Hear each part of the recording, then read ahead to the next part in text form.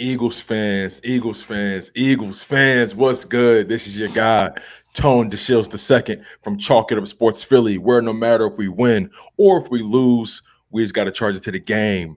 As you guys can see, I have a very, very special guest in the building, my man, Joeyshakes 72, a fellow Eagles content creator. He also has another YouTube channel as well when he covers uh, pretty much the horror movie scene. My God, what's it called again? The fright. What is The, it? the late night massacre. The Late Night Massacre. Shout out to my man for covering for having another YouTube channel outside of the Eagles content. The Late Night Massacre. He covers horror films, anything that's coming out. My man, like that's one thing we do have in common. Like I do love a good horror flick. But how have you Mhm. been, my man? It's just been it's been a while since we spoke. So much going on with these Philadelphia Eagles. The game has been postponed. People are starting to enter protocol. It's just so much to discuss, man. But how have you been first and foremost? Yeah, good man. Just doing my thing. Hopefully, I want some football today, but unfortunately, game was postponed, and Eagles have to play 3 games and 3 games in 13 days. So it's kind of crazy right now. Washington's getting some players back, and we're gonna see who starts at quarterback on Tuesday. Looks like Jalen Hurts is a full participant, and we'll see. We'll see what happens. That's the biggest thing, right? It's like the Washington football teams, they're getting guys back, and now we're beginning to lose guys.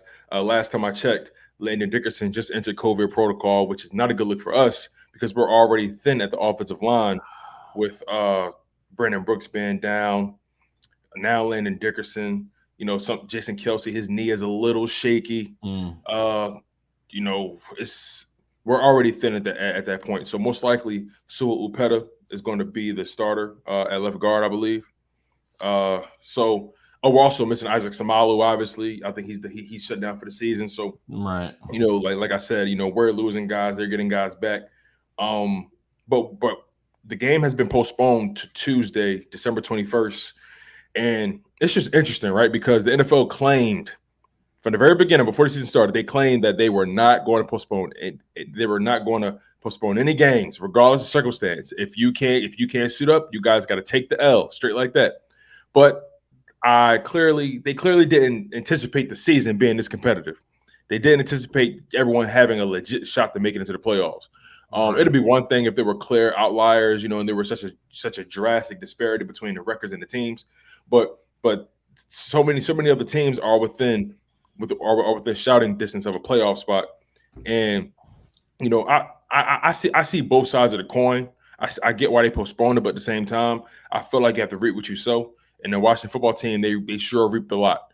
And I think you were telling me off air they had their chief medical examiner allowed guys to practice while they had COVID symptoms or mild symptoms or whatever it Stupid. may be. Right. I know we talked about it off air, but just what are your thoughts on that? Because it's careless, in my opinion. It's a mess. It's just plain stupid.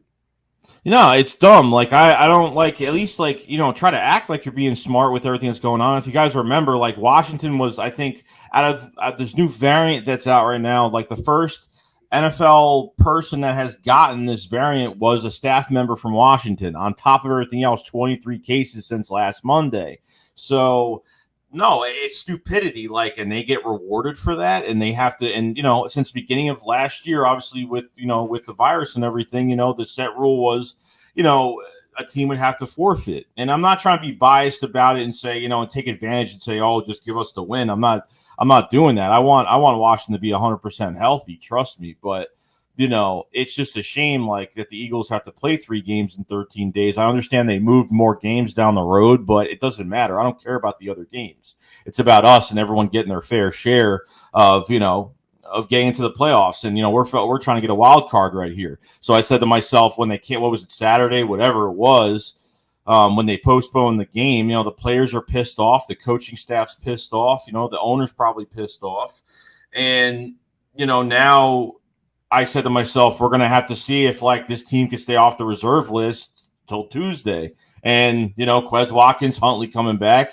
And, now we lose our left guard. And, Sua Pet is not nothing crazy unless they want to put unless they want to put maybe Herbig. I know Herbig can play both guard spots, but he's better at right guard. Opeda's not great, but he's not horrible. He's okay. He's solid. Like, he's not going to be perfect Tuesday. Washington gets Jonathan Allen back, Montez Sweat back. Might not have their starting quarterback. Allen, the backup, might come back. I don't know. They might have their backup quarterback or a practice squad quarterback, depending. Fuller is not going to be there for the secondary. So, I mean, there might be some time for more guys to come back, but they have about 4 guys reinforcements coming on the defensive side of the ball as of right now. But this whole thing, it's like the rules change towards the narrative, and I don't know. I just can't stand it anymore. And you said earlier, like, if it was us, to be honest, like, I'm not going to be, I'm not going to be bitching about it just because, it's not their fault. It's our fault. You know what I mean? That we let this happen. Every team's responsible for their players and what they're doing. And, that's what I kind of think about. I just think the Eagles just shouldn't be paying for it right now. That's all. Yeah, I feel you. And I can't even get mad at that sentiment because, the Eagles have done such an amazing job protecting their players all season, and that's not by accident. COVID is everywhere. It doesn't discriminate based off of your team colors or your logo or anything, right? So it's either you're doing your job as a medical staff and as an organization, or you're not. And so far, the Washington football team are doing the poorest of jobs. Like, how do you let several people practice knowing they have symptoms? It's almost like self-sabotage. And then now you're in the process of sabotaging everyone else. And now we're going to be decimated on the offensive line while they're getting their defensive line back. And it's really like the football gods would have it this way, right? And I can understand like the NBA and the NHL canceling games because their rosters are significantly smaller. So if they're missing 5, 6, 7 guys, that's half the team, right? And so you can't really execute a game plan or a game in and of itself with half your roster gone. And also they have a lot of flexibility because they have a lot of games. They're not in playoff mode. So there's so much flexibility for them to push games back. Whereas on the NFL, 18 weeks this season, teams get one bye. It's not much flexibility. There's so much riding on these games right now.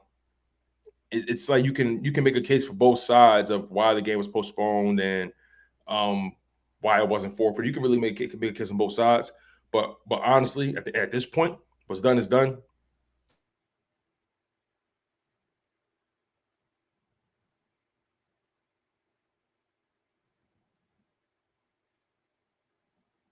Hello? I think he froze.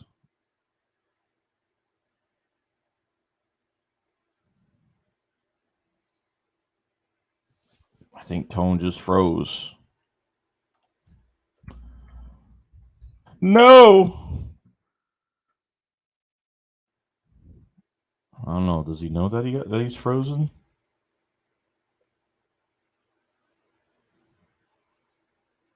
I think he froze, guys. I think he froze. Yep. He'll be back. Oh, we always get. Oh, William, definitely, bro. We always get. Oh, yeah, definitely. Wolf's Ghost says 500 does that to you also. Oh, it's happened. Well, it happened a couple times. That's when his internet was really. I think at the time his internet was all messed up. I think that's when he first moved into his new house. I think. Do I have any jokes? No, Marcus, I don't. Hope everybody enjoys their holiday this week, though. Hope everybody enjoys their holiday this week.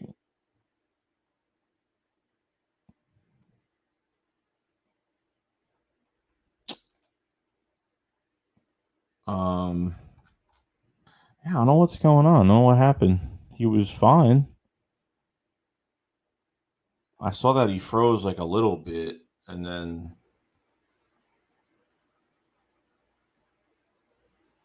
let me see here.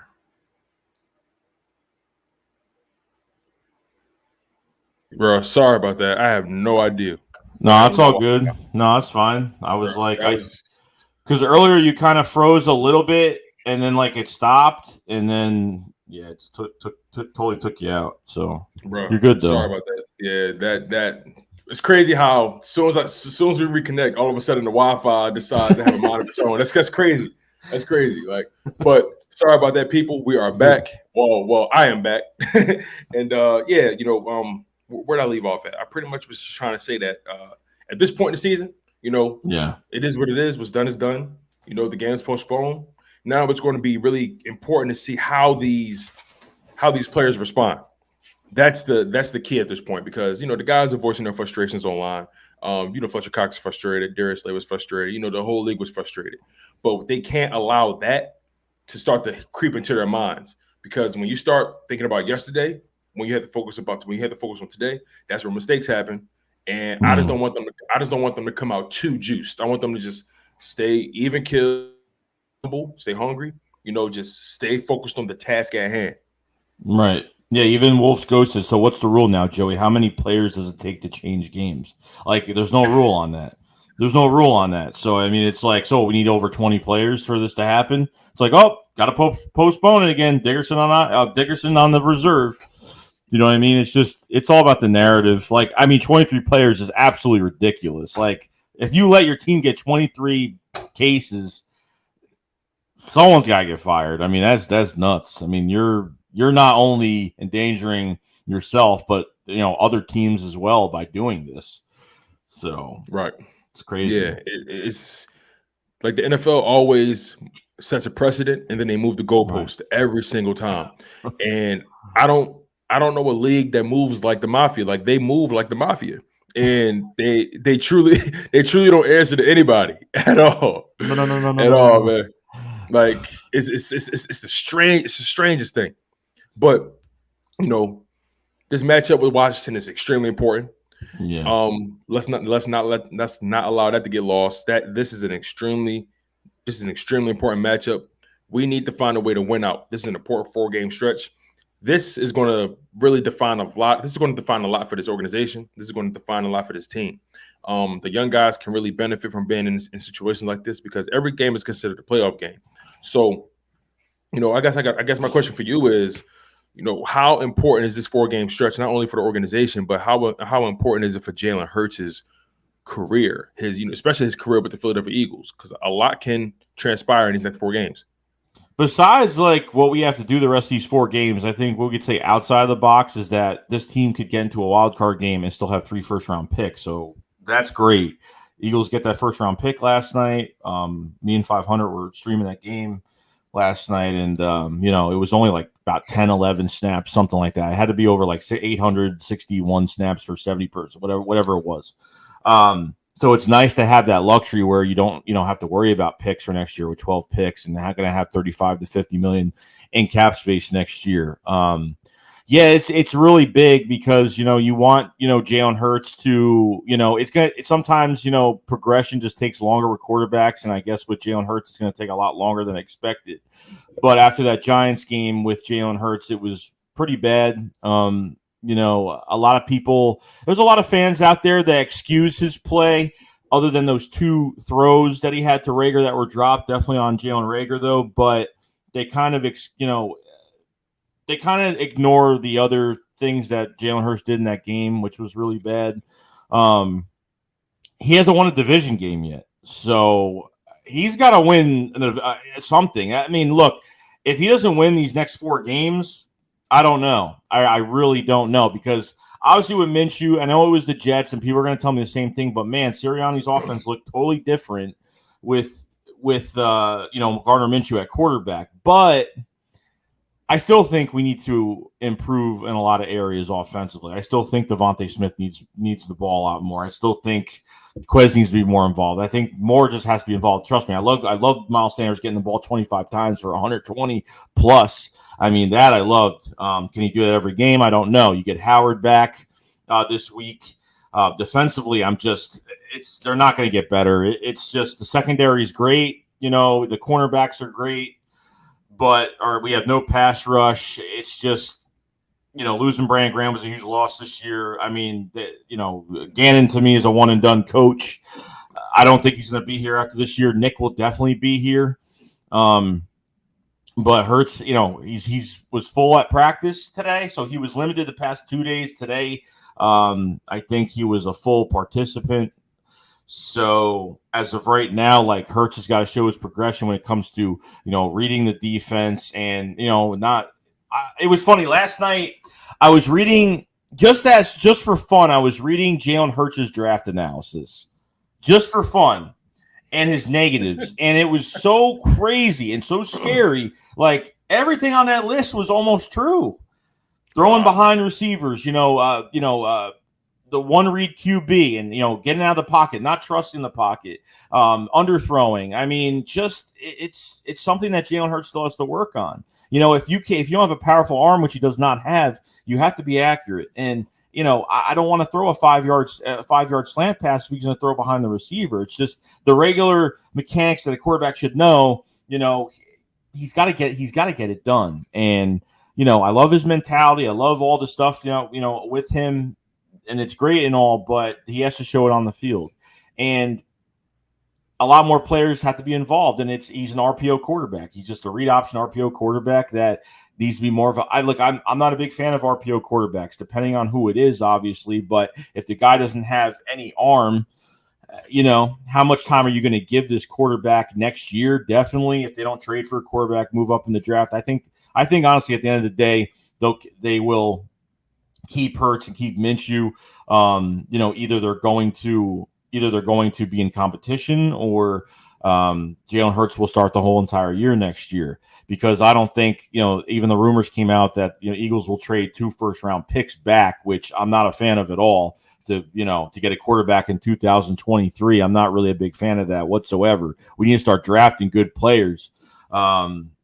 Defensively, especially defense has to be rebuilt again. Offensively, you really don't need much pieces. It's really the quarterback, and maybe you can have an offensive lineman. And me as a pipe dream, I would love for the Eagles to go out in free agency and go get a top-notch number 2 receiver, because I don't know if Quez Watkins is that guy. I don't know. Maybe a number 3. Greg Ward walks into free agency next year. They don't pay him, and Quez could be number 3. Reagor's going to be out the door soon after next year. I think they go after a really big receiver next year. I think they should, to complement Devontae Smith. I think this offense needs a little bit more juice to it. So these 4 games are crucial for Jalen Hurts. Very crucial if he starts this first game. If he's 100%. If he's not 100% and he's got no mobility, don't even bother. You might as well bench him at this point, because if he's got no mobility and he's not 100% to run the ball, it's already enough we're having problems with him with his passing game. So lots riding on this thing right now. Right. Here's the thing, right? You have nothing to lose, in my opinion, by letting him. Obviously a playoff spot, but as far as your future, as far as your long term, you have nothing to lose by allowing. You have nothing to lose by allowing him to play everything out, because, like I said, you have almost nothing to lose really, and everything to gain. Right. If he's good, great. You got a guy who has 2 years left on his contract on a rookie deal. You don't have to even think about paying him for the next 2 years. That gives you time to really reload this roster, especially on defense. Because I actually agree with you. The offense doesn't really need that much work, because the offense has shown time and time again that they're very capable of putting points on the board. They're showing that they're capable of moving the chains, which has been a problem, sustaining drives. They've shown that they're capable of putting 30-plus points on the board. I think out of the 13 or 14 games we played, or 13 games we played, we've put up 30-plus points in about 6 of those games. Right. And for a team that's supposed to be rebuilding, a team that took all season to define their identity, to find out who they are, I think that's pretty good. And then also you have so much inexperience on our offense at your skill positions. Even though Devontae Smith is a well-off route runner, he still can be more polished. Even though you have a guy like Quez Watkins who's still developing, you don't really know his ceiling. A guy like Jalen Reagor, who has not panned out in any way or any shape or any shape or form. A guy like Goedert, who's still trying to show that he was deserving of that multi-year deal. the only the most steady presence, the most experience is on the offensive line, and they have and I felt like it was extremely important for us to lean into that. Right. We don't have the most dynamic passing attack. Why? Because our quarterback is still a developing product. And to your point about his draft profile, you know, you can make an argument that yes, those things are very, very much true because we're seeing it, take shape on the field. But also that this organization, especially at the very beginning, they didn't do a good job at masking his deficiencies. They didn't do a good job of trying to make sure he kept everything in front of him. I personally feel that they put too much on his plate too soon. Oh yeah, definitely. And Yeah. I'm pretty sure you can agree with that. I think that we realized that in the first few weeks of the season. Why are you trying to force this kid who has history of not being the most accurate passer, but you're making him throw the ball 30 to 40 times a game, and you're not running the ball in any way. You're constantly forcing your offensive line to backpedal, taking a beating. Maybe it's about time that we start delivering the punishment and start leaning more so into what this kid does well, and that's creating running lanes and getting things done outside the pocket, playmaking.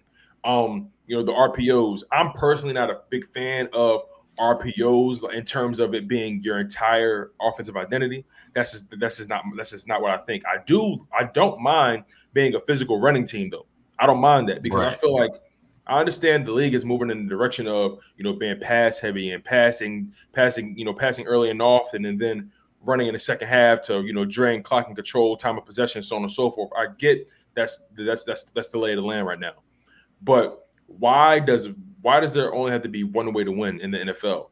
I understand it's a copycat league, but if you're winning and you're dominating time of possession, you're dictating the pace in the running game, you're moving the chains, you're putting up 30 plus points. I don't understand why we have to be so consumed with it being sexy. You know what I'm saying? Right. Because I feel that's most fans' problem right now, that it's not sexy enough.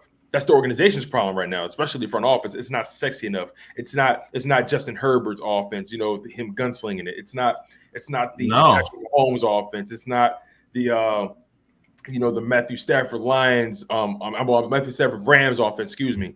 It's not high flying enough. We're not stretching the field enough. And I get it. At some point they're going to have to pass the ball. I totally understand that because at the end of the day you live and die by your quarterback. But in order to give this team a fair shot at getting to the promised land, we have to rock out with Jalen Hurts as is Yes. and hope he develops. And also we have to take advantage of this draft capital we have. The Mm-hmm. fact that the cap is leaning in our favor. I want to bring something to your attention real quick. I saw the stat Okay. today. They were comparing Jalen Hurts' first 16 starts and Russell Wilson's first 16 starts, right? And they're pretty damn similar. Jalen Hurts' first 16 starts, over 3,000 passing yards, 18 passing touchdowns, 11 interceptions, over 900 rushing yards, 11 rushing TDs. Russell Wilson, over 3,000 passing yards, 26 pass TDs, 10 interceptions, a little less than 500 rushing yards, 4 rushing touchdowns. They're almost parallel to a degree, but their touchdowns offset in the passing and the rushing department. So Right. you can make an argument that Jalen Hurts, although he is inaccurate, although he is still developing, that's a good and a bad thing to a degree. Like yes, we want him to be, we want him to make every pass. We want that, but we have to.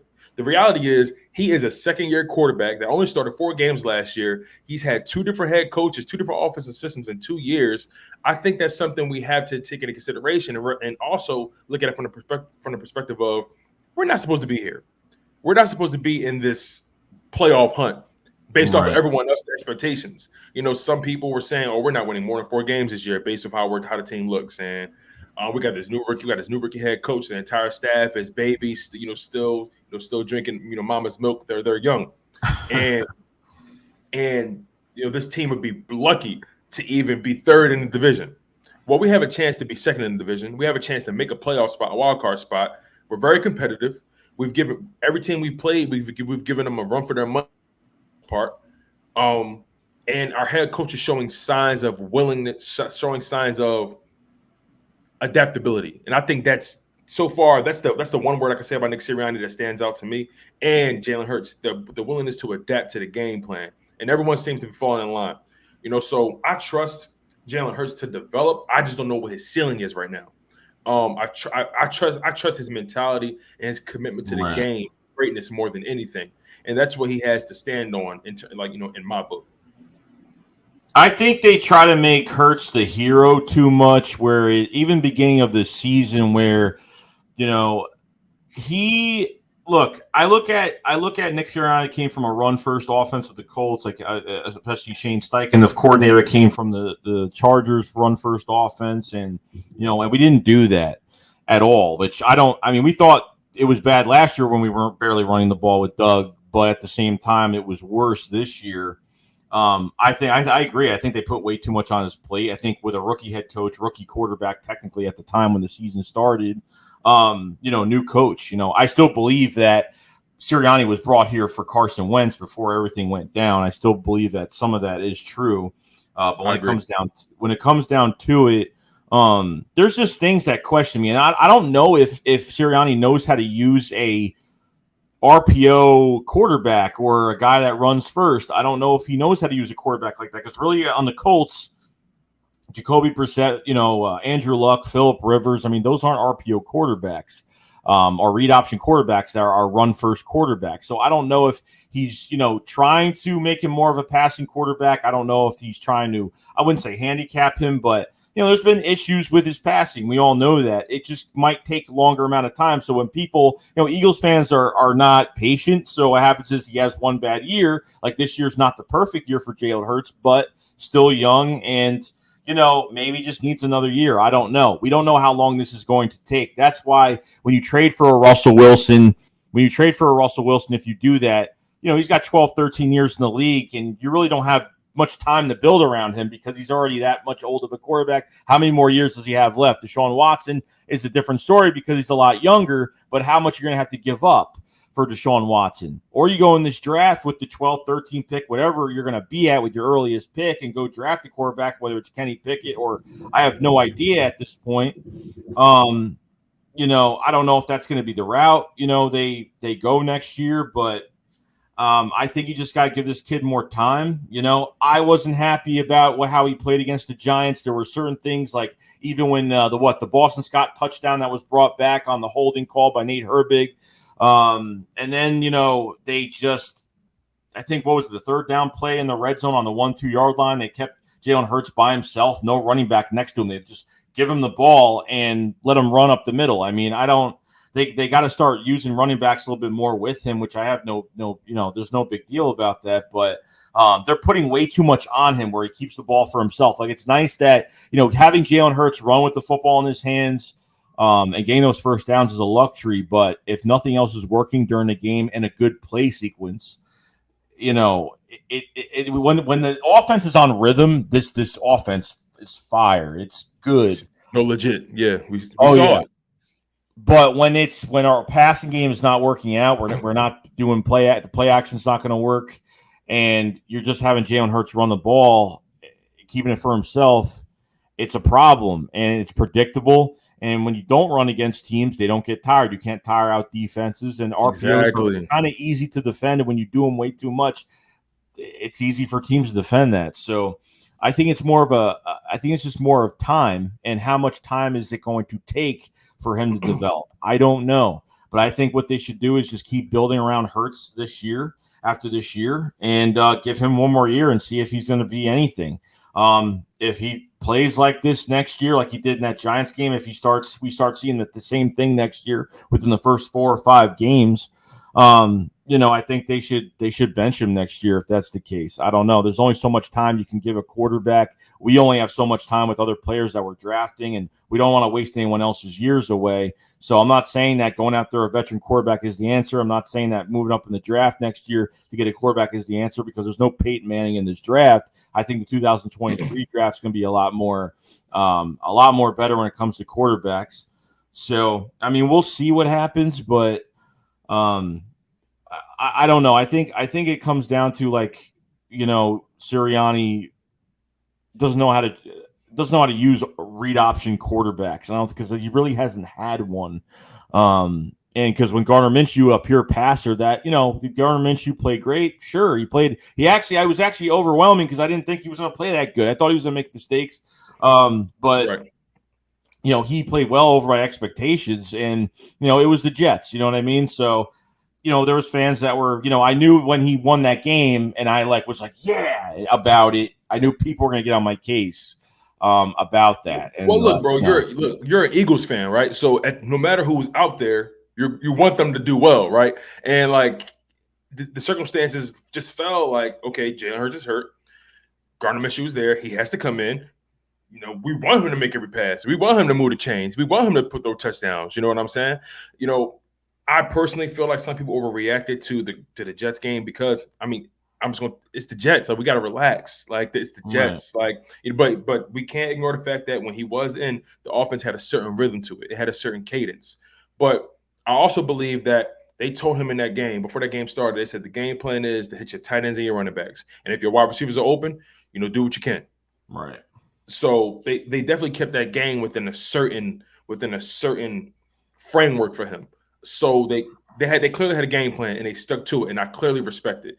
So it's going to be really interesting to see how this stuff pans out because, like I said, you have Jalen Hurts on he has 2 years left on a rookie deal at that. You're not going to owe him any significant amount of money. They should take this time to reload his roster with pure talent. And at the end of the day, I'm in the business of this team getting better. I don't know specifically what that looks like. If that means bringing in a veteran like Russell Wilson, okay, we'll see how that goes. If it means Deshaun Watson changing his mind and all of a sudden being interested in playing for Philadelphia Eagles because the offensive line looks great. We're making great moves in free agency. We drafted well. There's so many different things that can happen. But with Jalen Hurts in, we have put up points on the board. We have been able to move the chains. We're just banking on how much he can develop in this 2-year window that's remaining on his contract. And I'm hoping for the best. Now my problem will grow because he can't really. My opinion of him isn't really going to change by so much this season, unless he just completely wets the bed. But I'm expecting him to be the same player that we've seen most of the season. Making timely throws, getting things done with his legs, so on and so forth. I honestly think that Giants game was an anomaly just because he had a 3-interception game. I don't expect it to happen to him ever again. Just because I felt like we underestimated our opponent that day. And Nick Sirianni, he kind of got away from the run, even though we did run for nearly 200 yards or over 200 yards. We got away from the run. There was no sequencing. There was no rhythm to our play calling. Jalen Hurts seemed like he was getting greedy. He got frustrated. There was a level of frustration in his play that day that I've never seen in him before. But yet and still, we were very much within reach of winning that game. But regardless, I don't want to see the same deficiencies in Jalen Hurts that next year that we're seeing this year. No, the inaccuracy, the lack of awareness in the pocket at times because he's so much looking to run. I feel like in order for him to grow, he needs to learn his limitations and grow and just grow in the accuracy department. I feel like you can improve in accuracy. Your throw power, I feel like that's only going to change by so much. So when I think about it from that perspective, there are certain quarterbacks in this NFL, they've never been top 5 as far as arm power or throw power or arm talent. There are more quarterbacks getting by off of their ball placement and accuracy more so than anything. Right. I feel like right now, as far as from a pure arm talent, from a pure throw power perspective, the 3 strongest arms in the NFL just might be Patrick Mahomes, Justin Herbert, and Matthew Stafford, maybe. Right. I agree. You may want to throw Aaron Rodgers, maybe, but I feel like Aaron Rodgers is more so a velocity and accuracy type of thing. But from point A to point B, how far can you throw this rock? I put Patrick Mahomes, Justin Herbert, and Matthew Stafford in that area. A guy like Tom Brady has never gotten by because of his arm strength. He's gotten by, and I know he's the GOAT. It's hard comparing guys to the GOAT, but my point is the fact that if Jalen Hurts can learn his body, learn his limitations as a thrower, if he can become so in tune with how he throws that rock and his arm strength, he'll start throwing with more anticipation and he'll Right. start throwing guys open. And as the chemistry grows, they'll know his arm strength. They'll know his arm talent. He'll know the routes that he can throw. And so will the coaches. And eventually, at some point, oh, and Josh Allen, I can't forget about Josh Allen's arm. His arm's amazing. His arm is amazing. Top 5 in arm talent. But if Jalen Hurts can learn his body, learn his limitations as a passer, I actually believe he'll become a better passer just by knowing himself more. He may throw that ball a little earlier, before the route's done. So by the time the route's finished, the guy can get to the ball. Or he may throw it a little later. Like his timing. For him, at this point in his career, he's going to have to master his timing as a thrower. What's your thoughts on that?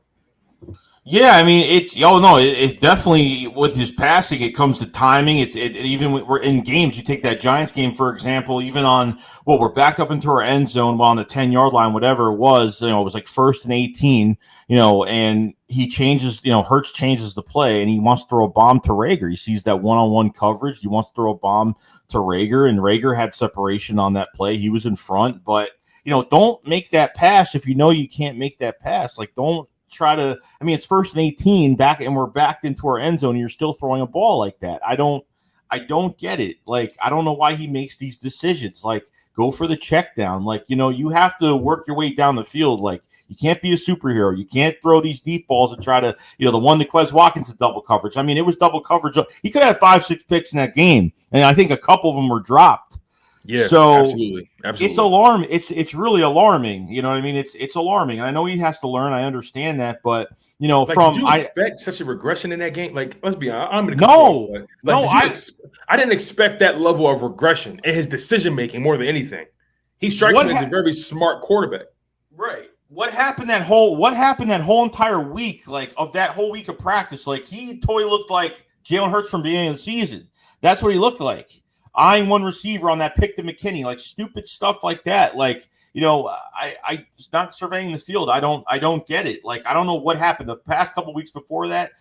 I think we were happy with our run game. We were to the point where we were like second in rushing. It was that crazy how far this team came, and especially with the run game. They guaranteed they were going to run a lot more, and they did. And if we run a lot, then there's going to be fans that get, aren't appreciative, because then I think we still need, distribution to more of these receivers. Like, Gardner Minshew goes in there, and, even when Hurts was playing, okay, and obviously, I don't think, like I said earlier in the stream, I don't think Devontae Smith's getting enough. I don't think they're using him right at all. I don't know what they're doing with him. Quez, I don't know if he's complimenting him too well to be a number 2. Dallas Goedert doesn't get enough, and I think he needs more. And I think with, what you saw Minshew did with Dallas Goedert, they put him in the screen game. They put him, 2 touchdowns to Dallas Goedert in that Jets game. It was fantastic. You could do a lot. You just paid the man. You got to give him some, you have to throw his way.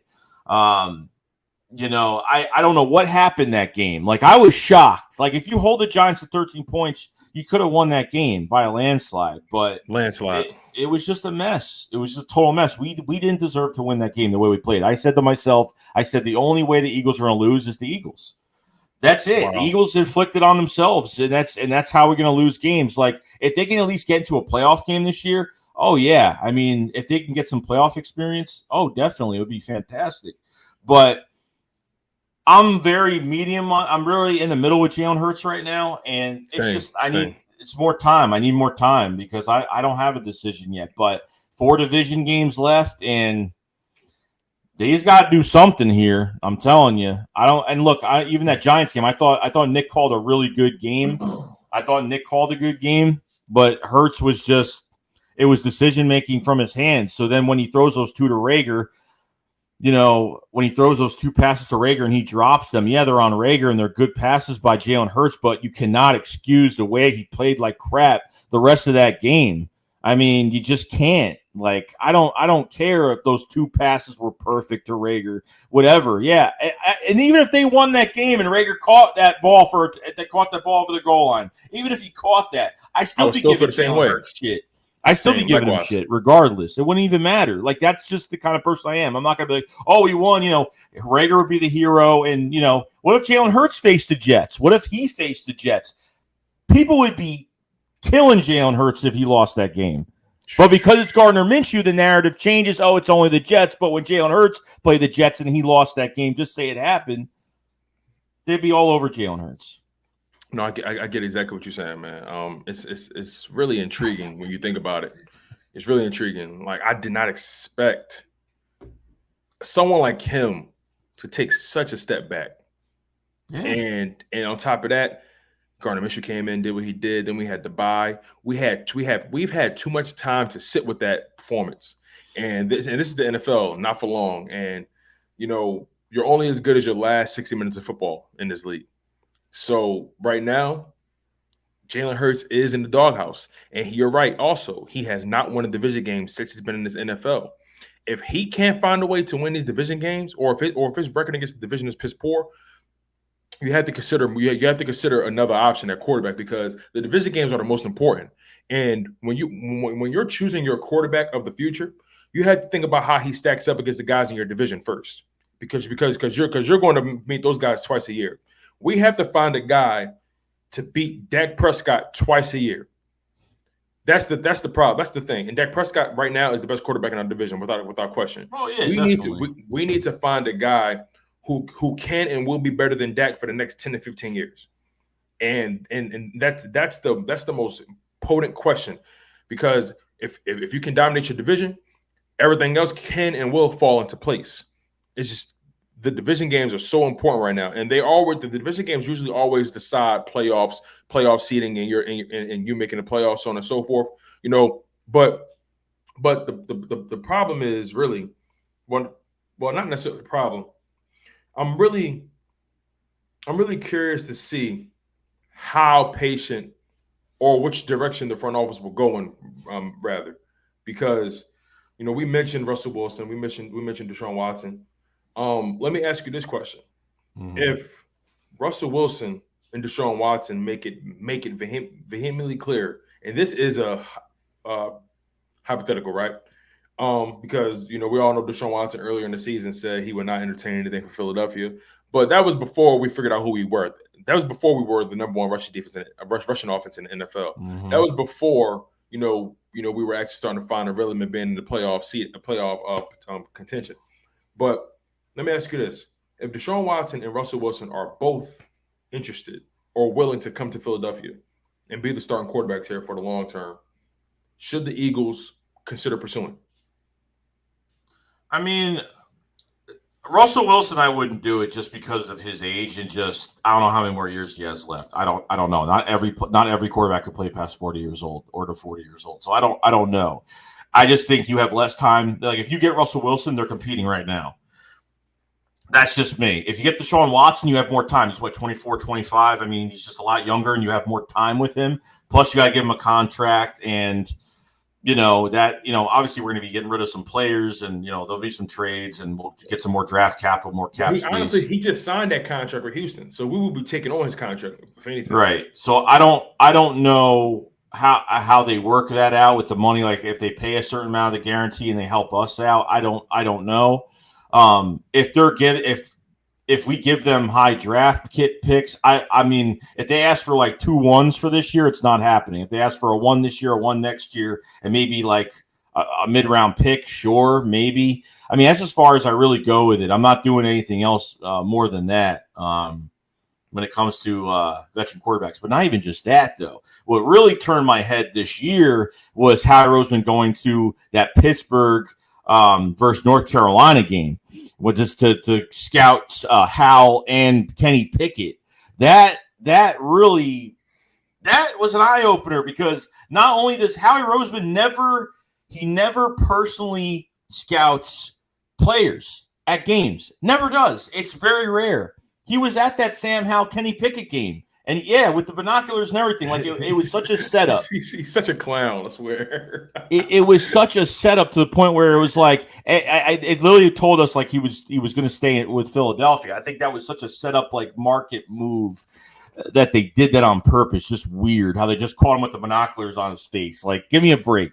You know what I mean? So I feel like he posed for that picture. I'm be honest. Yeah. Let me look important and show you that I'm staying here next year, and this is the way it's going to go. So is he just doing his due diligence as a talent evaluator, or is he really looking at quarterbacks? Because we did see, that there was rumors about Jeffrey Lurie wanting to give Jalen Hurts more time, and Howie Roseman was kind of done with Jalen Hurts and wanted to move on. So maybe that friction will help him in his way out the door. I don't know. Howie Roseman I'm talking about. But him looking at quarterbacks already is not, it's an eye-opener. And he's at the game. He's there. Right. So, and honestly, I'll be honest, I don't really know the most about this year's quarterback draft class because none of them have really been eye-popping. They've all pretty much just been, guys. You know what I'm saying? No one's really – the only person that's caught my eye is the kid from Alabama, really. But, he's not coming out this year. He's going to come out 2023. Yeah. But, the bottom line is this. The Eagles are one of the only teams in the NFL that actually have the capital, the assets to actually make a legit move that will entertain either the Texans or the Seahawks. Because the Seahawks have made questionable decisions with their first-round picks. They wasted a first-round pick on, was it Rashad Penny, that running back who's always hurt. They wasted they gave up their first-round pick to get Jamal Adams, who's now done for the season. They've leveraged a lot, and they've not got much in return. And Russell Wilson, I'm pretty sure he's tired of getting beat up on that offensive line that he hasn't had in years. And then Deshaun Watson, he's never really had an offensive line as well. And then they trade D-Hop. So it's like, this Eagles team definitely on the up and up. That's the main thing. They're on the up and up. We're in position to actually make a legit splash in this offseason. Oh, yeah. It's always going to come back to execution. And that's where my nerves come in, because I don't necessarily trust Howie Roseman to execute everything perfectly. Now, I will give him credit for, pretty much nailing this past draft. So far, our first three picks have been major contributors in Devontae Smith, Landon Dickerson, Kenny Gainwell, Milton Williams here and there. But so far, and the thing is, what I've read is when it comes to your draft class, they say if you can hit on at least two guys out of your draft class, you won. You won, because it's most guys that get drafted, they don't even end up staying in the league, or it's so many other dire circumstances. But if you draft 9 guys or 8 guys and you hit on 2 or 3 of those guys, that's a win for your draft. And then the rest of those guys can either become rotational guys or just assets to move on, to another team. Just pretty much chess pieces at the end of the day. But I'm really nervous about how we got 3 first-round picks. Let's make that known as well, everyone. Right. Carson Wentz officially. We don't have to worry about him anymore, you guys. We can officially get off of the Carson Wentz, hype train, or get off the wagon, or we can just stop drinking the Carson Wentz Kool-Aid. Well, we just need them to lose now. That's it. We just need them to lose. At this point, whatever happens to that kid happens to him. Right. It don't matter now. No. And in their team, they had a big win yesterday against the Patriots by way of Jonathan Taylor. He is their offense. Mm-hmm. I'm pretty sure Carson Wentz would look very different, and we all saw what was going on when he was the main proponent of the offense. We all saw that game against the Titans where he threw 2 touchdowns, those were 2 interceptions in a matter of 3 minutes or 2 minutes, but it was like the worst fourth quarter overtime football that we've ever seen a quarterback. It was just terrible. But they saw that and they got to running the ball more, and look where they are now. So Carson's playing. I mean, Carson played really bad. He played bad. Even the first half, he only threw the ball 6 times. What was it? 29 carries for 170 plus yards, averaging 5.9 a carry. So they don't have that running back. Forget about it. They have no run game. That I don't know if Wentz could. That's the Wentz I know right there. You know what I mean? He's had good games, he's had bad games. Has he had a bad season? No. Is the run game a big factor? Definitely. For the Colts. But And I ain't mad at that. I'm not mad at it at all. No, I'm not either. That's what's supposed to happen. If you got it, use it. If you got the running back that's popping right now, the running back that's smashing everybody. Hey, I'm giving him the ball every single time. Make it easier on my quarterback. Protect them. And I think that's what the coach was trying to do. They were like, let's get Carson through this season, and then we can put a lot of things behind us. But his health will always be a question for me. His health will always be a factor to me. But nonetheless, regardless, he's not here anymore. We ain't got to worry about him anymore. We got our first round pick. Now it's about what we do with it. And do you trust Howie Roseman to do right by those first round picks? I don't know. It's I have no idea. Like if you were to tell me last year that we were going to draft Devontae Smith, I wouldn't even. I'd laugh because I don't think Devontae Smith was the. I didn't think Devontae Smith was the pick of that draft. I don't think they had that. I think it was a change of heart. I mean, I think they maybe had their eyes set on somebody else. If you were to tell me they were going to trade back from 6 to 12, acquire Miami's first round pick, and still move up and only give up a third round pick to the Cowboys just to get Devontae Smith, which the Cowboys got a great player, Micah Parsons. So, I mean, it was a good deal for both sides. I'd laugh about it, but that's why I was so emotional over it, because we haven't drafted a first round pick this good. The potential of this kid is so good to where he could. I mean, this guy can get a gold jacket. This is how good this guy could be. I can't imagine him on another roster right now, on another team right now, what he would do, just the work that he put in. I mean, he should have way over 11, 12. He should have over 1,200 yards right now. I mean, it's night and day. But when Nick wasn't helping his quarterback early in the season, when you're making the guy throw 40 to 50 times a game, you're literally not helping your quarterback with your play calling and not running the football. This is why I'm sitting here. I'm like, why isn't Nick Sirianni fired after 4 or 5 games not running the ball at all, barely? And that's why I think that he was handcuffed a little bit. I think that Howie Roseman had a hand in some of this, some of the play calling this year and what he should do during games. And there was one game when we were winning. I think it was with Detroit. I don't know what game it was, and they showed Jeffrey Lurie up in the box. It was on a road game, and he looked upset. I'm like, what? We're passing more, and you're more upset? I don't know. I don't know what's going on. I don't know. I want Howie gone. I said before the season started, I said I don't care if we do good or bad this season. I want Howie out of the building. I was like, I'm done.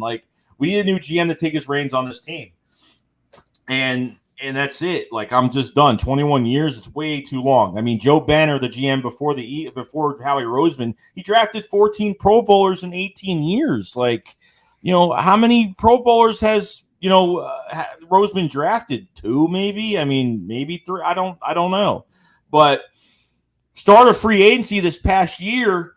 First day of free agency, we had to restructure contracts from $70 million, and we weren't even the worst team. The Saints had over 90; they had about 93 to 95 million over the cap, which is crazy to me. So, First day of free agency, we had $3 million under the cap. We didn't think it was going to be a busy free agency. It was a slow, strategic free agency. The draft was going to be our future. The draft was where it mattered the most. And I think most of all, it wasn't high on that Landon Dickerson pick, obviously, in the second round when you could have got a JOK that's playing well now. You could have got an Asante Samuel Jr., but Landon Dickerson has worked out to where this man, I like him at left guard. If Jason Kelce retires next year, I want him to stay at left guard. I want them to try to do something at center next year. I don't care. With Milot and him together, this line, look, there's a lot of things I agreed when Carson left this team. There were some things I agreed with him with of why he left, and there were some things I did not agree with. A lot of things I didn't agree with of when he left. Okay. Right. I think that the Eagles have built better around Jalen Hurts than Carson Wentz, definitely. They got embarrassed. That's why. They got embarrassed. Let's be totally honest. Last offseason with the Carson Wentz leaving and Doug Peterson, they were embarrassed. No matter how that turned out, you got rid of the quarterback who positions you to win the Super Bowl. You got rid of the head coach who won your Super Bowl within 5 years. That's embarrassing as an organization. To make it even worse, you paid the quarterback. You paid him. And you had to take that $35 million cap hit, the dead cap hit. You embarrass yourself. So I don't think, as much as I want Howie Roseman going, I doubt it'll happen in the near future right now, just based off of the way this past draft class is hitting. He can't afford to embarrass himself anymore. Right. And people usually tighten up when they get embarrassed. I know as a kid when my mom embarrassed me in front of company. Oh yeah, dishes was washed that night. My bed was made. You know what I'm saying? I made sure my lunch was packed before I went to bed. Clothes was ironed up for the next day. Woke up on time to catch the school bus. You know, when you get embarrassed, you have a way of doing your absolute best. So I'm praying, I'm hoping that embarrassment last year will lend how, and also giving out all those bad contracts to a Malik Jackson and Alshon Jeffrey, Deshaun Jackson, Eric Wilson. There were just bad contracts all over the place, and he cannot have had, or he can't endure another embarrassment like that. So I feel like he's going. I feel like he's going to make decisions. He has to. Not even if he has to make decisions that will put this organization in the best position to succeed. Yeah. Go ahead. Yeah, no, I'm saying like that Alshon Jeffrey contract at the time was good. Like that was actually at the time, right. And then right after that contract, he was just getting hurt. He couldn't play. He looked slow. He looked sluggish. He couldn't stay healthy at all. So at the time, right when that signing happened, it was after the Super Bowl. It was great, and he deserved that 4-year deal. That was fully guaranteed, which was a big mistake. But it is what it is. Like, you take a shot, it's a risk. I'm not happy with some of the contracts now. Even Josh Sweat, like, where's Josh Sweat been? Like, what, 4.5 sacks for the year, got paid, really not showing much of anything.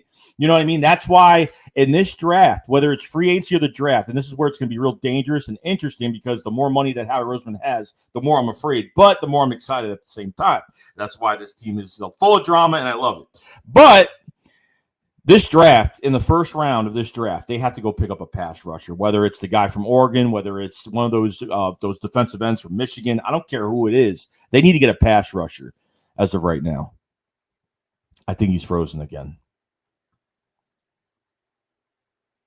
I think he's frozen. Uh-oh. Uh-oh. Oh, my God. Bro. So, oh, my goodness, man. You have a twin brother. I was like, I thought he had a twin brother for a second. It's ridiculous, man. But, no, you're right. Like, you know, you were saying that the contracts are questioned. The Joshua contract, I am literally waiting for it to pan out. I'm waiting for it. The Dallas Goedert contract, I knew they had to pay him because they got rid of Zach Ertz. They had no choice. Right. They had no other choice. I'm saying this, like, what they really have to do, like I said, like, Eagles have cap space this year, and it's going to be exciting, but it's going to be nerve-wracking too, because, you know, there's a lot of drama with this team, so anything can happen with Howie Roseman having a lot of cap space plus 12 draft picks. I say in that first round, you really have to go after a pass rusher this year. You have to go after a defensive end. You need an edge rusher badly this year, because you had defensively, like, you can't have no pressure. With Jim Schwartz, you've always had pressure every year, but this year has been one of the worst years for the Eagles when it comes to that defensive line. Kerrigan's been a no-show. Josh Sweat's been a little bit better, but still not doing enough for the contract that he's getting. Derek Barnett's going to walk. Brandon Graham probably comes back on a veteran minimum deal next year. Definitely 100% he'll be back. Go after one of those Michigan pass rushers, or go after the Oregon pass rusher. I don't care what you do. Whether it's the Eagles champs at Aiden Hutchinson. That's another guy I really like. Which I don't think he's going to be. I don't think he's going to be out of the top 10. I think he's going to be a top 5 pick regardless. But I think they need a pass rusher this year, and I don't care where they go. Linebacker, they go safety. I don't care. I don't care at this point what they do. I mean, defensively they need more pieces, but it's going to be really interesting. This draft, it's going to be an exciting offseason because we have cap space, we have draft picks, and I could see Brandon Brooks getting traded because he's a $19 million cap hit next year. If you trade him at post-June next year, you get $13.6 million in cap space. You have to do that. You just have to. I mean, you already have, Jack Driscoll's playing fantastic. He's on IR right now, but he's playing fantastic at right guard. You have a good backup in Nate Herbig that can play both guard spots, plays the right guard spot a lot better. They signed LaRaven Clark to an extension that could play left tackle, right guard, right tackle. So, I mean, you got some depth. I think they add another, eventually probably go into the third round and, get a guard or get somebody else in the third round, somebody. They could do that. Jeff Stoughton's doing a fantastic job at the offensive line, which is a big – I mean, we're lucky that we have an offensive line the way it is. We have a fantastic offensive line, a brick wall, I could probably say. And, dude, it's next year's going to be crazy. It's going to be good. Like, we're not going to be over the cap next year. Like, how dangerous is this going to look with Howie Roseman, like, with all this money, with all this cap space? It's going to be interesting. For sure. You pretty much nailed it. Like, I feel like we need to reload on D-line. I feel like we need to fortify the O-line a little more. We need to go after linebacker, safety. I feel like in those early rounds, we got to hit defense hard. We got to get the top talent in defense. We have to. We can't play around with that part of it. Right. The defense this year has been so inconsistent up and down, but I think it's more so Jonathan Gannon's inability to be aggressive. Like, there were so many times throughout the season where you're just like, yo, like, can there ever be a game where our defense is not playing from a play behind? It seems like he calls games from a play behind instead of calling games to be a play or two ahead. And he's respecting too many quarterbacks. He's respecting, like, he's barely blitzing. Why are you respecting Zach? Even in the Jets game, like, why are you respecting Zach Wilson that much? Like, I don't get why they respect all these, like, a rookie quarterback and you're barely blitzing in this game. Why? I mean, I was watching. Of course, Miami couldn't help us out. The Jets couldn't help us out today. That pick is just going down to nowhere. But they got to play the Saints on Monday night, which they could lose that. They still got to play Tennessee, the Patriots. So they can lose 3 out of the 4 games. They can still lose 3. That pick might still stay in the top 10. It might, because our pick's definitely out of the top 10. That Colts pick is probably going to be our latest first-round pick, definitely, unless they start losing. So I really don't know. I don't know if they have the Cardinals. I forgot who they have next week. But, you have 3 first-round picks, but none of them are top 10 picks right now, besides that Miami Dolphins one that could be potentially our best pick. So we'll see. Right. And having this amount of capital and money to play around with, these assets, having all this stuff to really move around. Like, when's the last time we've had this much flexibility in the offseason?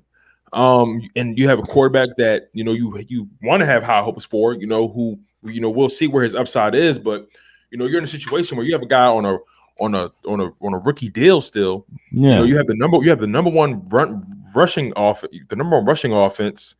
The defense has shown flashes of being dominant in certain situations. We win the turnover battle in most of our games. This team is like, the head coach is showing signs of growth. Oh, definitely. It's not a terrible situation to want to be a part of. So that begs the question, how do you think they attack free agency? Because I'm of the mindset of we need to go after one of these top wide receivers. We need to go after Devontae Adams. We need to go after Allen Robinson. I would love it. I don't think they're going to do it, but it's a pipe dream for me. People thought I was crazy, but I was like, I made a video about they should go out. I said I was thinking about it for like a week and a half. I was like, they really have to go after like a number one receiver and just pay him. I don't even care. Money talks. Point. It does. You'll go anywhere if the money's right. Depending on the player. It's depending on the player, though. Sometimes the money, the money definitely. But some guys want to go to contenders. Like, it's not, it's not guaranteed. But For sure. I still think they need an aggressive pass catcher. I still think they need a big body guy with a large catch radius. A lot of speed. Yeah. Yep. What a lot of people also don't want to talk about is the fact that a lot of these quarterbacks who are doing well, they're throwing to big body guys who have a large catch radius. Every quarterback isn't throwing dimes every single time. Sometimes they're just throwing that pill and hoping that the wide receiver does his job. They got to get paid too. So I'm of the mindset of, if we get some more talent on the perimeter outside of Devontae Smith, because Devontae Smith can't be the only guy. Dallas Goedert, he's going to attack the seams and in between the numbers and so on and so forth. he's going to always his matchup is mainly going to be the linebackers and safety, so on and so forth. But we need someone who can beat these corners, to take some attention on Devontae Smith, a big body guy who can make his quarterback look good. They got think about perfect example, right? Kyler Murray, very young quarterback, still on his rookie deal. They went and got DeAndre Hopkins and AJ Green and Zach Ertz for that kid, right? Most notably DeAndre Hopkins. DeAndre Hopkins has that man's completion percentage in the 70s, the high 60s. And today, D-Hop didn't play. D-Hop most likely is done for the season. Right. If they can't get to the NFC Championship. They said 9 times out of 10 he will not come back prior to any game unless it's the NFC Championship. And I'll be honest, the Cardinals aren't making it out of the first round. And I don't feel it. The mystique is gone. But my main point is D-Hop has been making Kyler Murray look stellar all season. And I know Kyler Murray has had good throws, but we can't ignore D-Hop's presence. We can't ignore what he brings to the table. Guys like Amari Cooper, they make their quarterback look good. Devontae Adams, he has Aaron Rodgers throwing that ball, but he makes Aaron Rodgers look good when the ball is just up there hanging a little bit. Keenan Allen with Justin Herbig. Tyreek Hill with Patrick Mahomes or Travis Kelce with Patrick Mahomes. These guys have legit talent on the perimeter to make their jobs a little easier, which then builds that trust that if you throw that ball even remotely close to him, he's going to get it. Now, Jalen Hurts, he does have to improve. Yes, but I bet any amount of money if he has a legit big body wide receiver, 6'3" and above, over 200 pounds, a guy that has that legit catch radius, a lot of those passes are being caught. Yeah, no, I mean, and it's really ball placement. Like, it's just even on the slant plays, or if you can get Devontae Smith into wide open space, like, yeah, it's fantastic. Like, let him reach out for the ball. Like, he'll be able to get it. He's got the speed for it.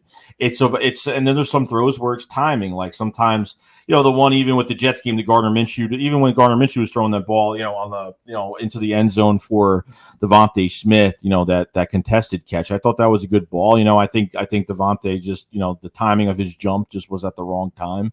Like certain things like that happen, but that's why you got to get your pieces solidified with this offense, with a quarterback, because every offseason, that's why you put in the work in the offseason before OTAs, before training camp. So, that's what they have to do. And yeah, I see receivers out there like Keenan Allen. I'm seeing these mid-tier throws that we don't even do. I don't know. We don't throw middle of the field a lot. I don't know why. Like even Gardner Minshew threw to the right and the left side. That was it. We didn't throw mid-tier passes. I don't think Hurts really does the same thing. Why do you think that is? Because we do not. Our offense does not take advantage between the numbers at all. And I'm not understanding it. I don't know if it's skill set or it's just like trusting himself to throw the ball to a guy, because really on TV, we're seeing the quarterback. We're not seeing what's developing out there. Sometimes they show it on a replay of who's open, who's not open, where there was a lane. But sometimes, I don't know, either he's not trusting, throwing it. You got to throw as a quarterback, you have to throw the football in the tight windows. And I don't know if he trusts his own self on some of these passes, by people. I mean, Carson's done it a lot of times for us, like unbelievable passes where the timing was just right. But with Jalen Hurts, it's something he needs to do, because if he doesn't do it, not only your quarterback is not getting better, your receivers can't look good, and they're getting open. Devontae Smith's open probably 85-9% of the time this whole season, and there were times where everyone's taking pictures of all these lanes that Hurts is just not seeing, or not trusting in his own throwing power, trusting in his own precision to get the ball there, and it's a problem. I see these other receivers, these other teams, and like they're just, these like up middle of the field, they're getting wide open, and I love it. I don't see it with this team. It's like it's a screen pass, it's read option, it's RPO, it's go routes, comebacks. There's nothing really there. There's nothing really that's diverse about this offense, because I think it's with the quarterback that you're using that, you don't have a specific skill set that can help your offense with whatever Nick is trying to do. Because with Gardner Minshew, just for that one game, yeah, it's against the Jets, but we saw a totally different team. You know what I mean? And they didn't, you got Gardner Minshew. That's not a practice squad quarterback. The guy's had short success in the league. The guy, this guy coming out of the draft was compared to Chase Daniel. I mean, that's how bad it was. His scouting report was horrible when he came out. I think it was 17 or 18, whatever it was. Right. But you got the ball, you distributed the ball to everybody, you ran the ball. You had the, he's not Jalen Hurts when he scrambles it, but the guy is a little athletic. He can get some stuff done. He knows how to maneuver. Yeah. Right. And I just saw a different offense that day. I understand, like, the Jets weren't prepared for Minshew, all that BS. I understand all that, but I'm not falling for no. That's you had time to adjust. I'm not hearing. You face quarterbacks all year. You face quarterbacks all year. You face more passing quarterbacks than you do RPO quarterbacks all year. So I mean, it is what it is. You know what I mean? So take into account, we have what we have on offense, but these receivers are not going to. They're not going to be successful if it's play mechanics. It's what plays they're calling during the games. It's scheming against matchups. I think this past offseason we were kind of hypnotized a little bit because we were promised a lot of things and a lot of those things did not happen. But I think we're adjusting right now, and it just seems like we don't know what quarterback should be starting for this game. And we obviously we know who should be starting, but it's tough. Because Minshew wins a good game and Philly's embracing it, and hopefully Hurts can come back and do something. That's all I gotta say. Yeah, the bottom line is we have to ask ourselves constantly, are we Eagles fans or are we Jalen Hurts or Gardner Minshew fans, right? And we have to always remember that at the end of the day, the goal is for this team to get better, regardless of feelings, regardless of whose jersey you bought. Regardless of who retweeted your tweet, or regardless of who you took a picture with, at the tunnel, regardless of what quarterback or what player signed your jersey, you are an Eagles fan first. We are fans to the logo, and not and we have to understand that the names on the back, they're interchangeable. Player movement is at an all-time high. And we have to acknowledge the fact that what's best for this team, we have to be ready and willing to welcome it and not be resistant to it. And I don't know what that is yet. If Jalen Hurts is our present and future, all right, I need to see that. I need that to be proven. If that's not the case, all right, let's go out and get a guy who can make throws, a guy that can get it done. I guess my only thing is, right, drafting a quarterback in the early rounds makes me nervous because all you're doing is pretty much resetting your development. You're resetting the work you put in to develop a guy. My thing is, you're better off taking your chances trying to develop this kid on the contract he's currently on versus, trying to start over in the draft. But granted, you never know who these kids may be. Some kids may be average in the college. They get to the NFL, it's clicking for them. You know what I'm saying? So it's so many things you have to really consider. But I personally wouldn't reach for a quarterback at any point in this draft. I bet any amount of money, a handful of those quarterbacks who people are glamoring over right now, the Kenny Pickett's and the Corals and all those. Watch some of those guys fall to the second, third round because teams know they're going to be there. You know what I'm saying? So my thing, I'm not against drafting a quarterback. I would much rather it happen. I would much rather it happen in the maybe a third, fourth, fifth round.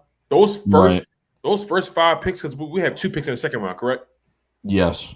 Those first 5 picks, in my opinion, and I don't even know if they're going to use all 3 in the first round. I doubt it because you got to pay those guys at the end of the day. So who knows, right? Maybe they use 2 of them. And they're definitely going to trade one back. They're not paying 3 guys. No. Yeah, they're definitely going to trade one of them. That's a guarantee. Now, outside of that, though, we need to go defense heavily. We need to go after the most talented guys on defense in the first part of this draft. And then, we've always been pretty good at finding diamonds in the rough in the offensive line in the later rounds, like a Herbig, like a Driscoll, like a Melata. Isaac Samalo wasn't even drafted high. You know what I'm saying? Landon Dickerson was drafted in the second round. We've always done very well at fortifying our offensive line. Oh, definitely. They can do that. We're very talented. For some reason, we're very good at that. But I think we have a good offensive line coach. I mean, absolutely. He knows it. He knows it when he sees it, right?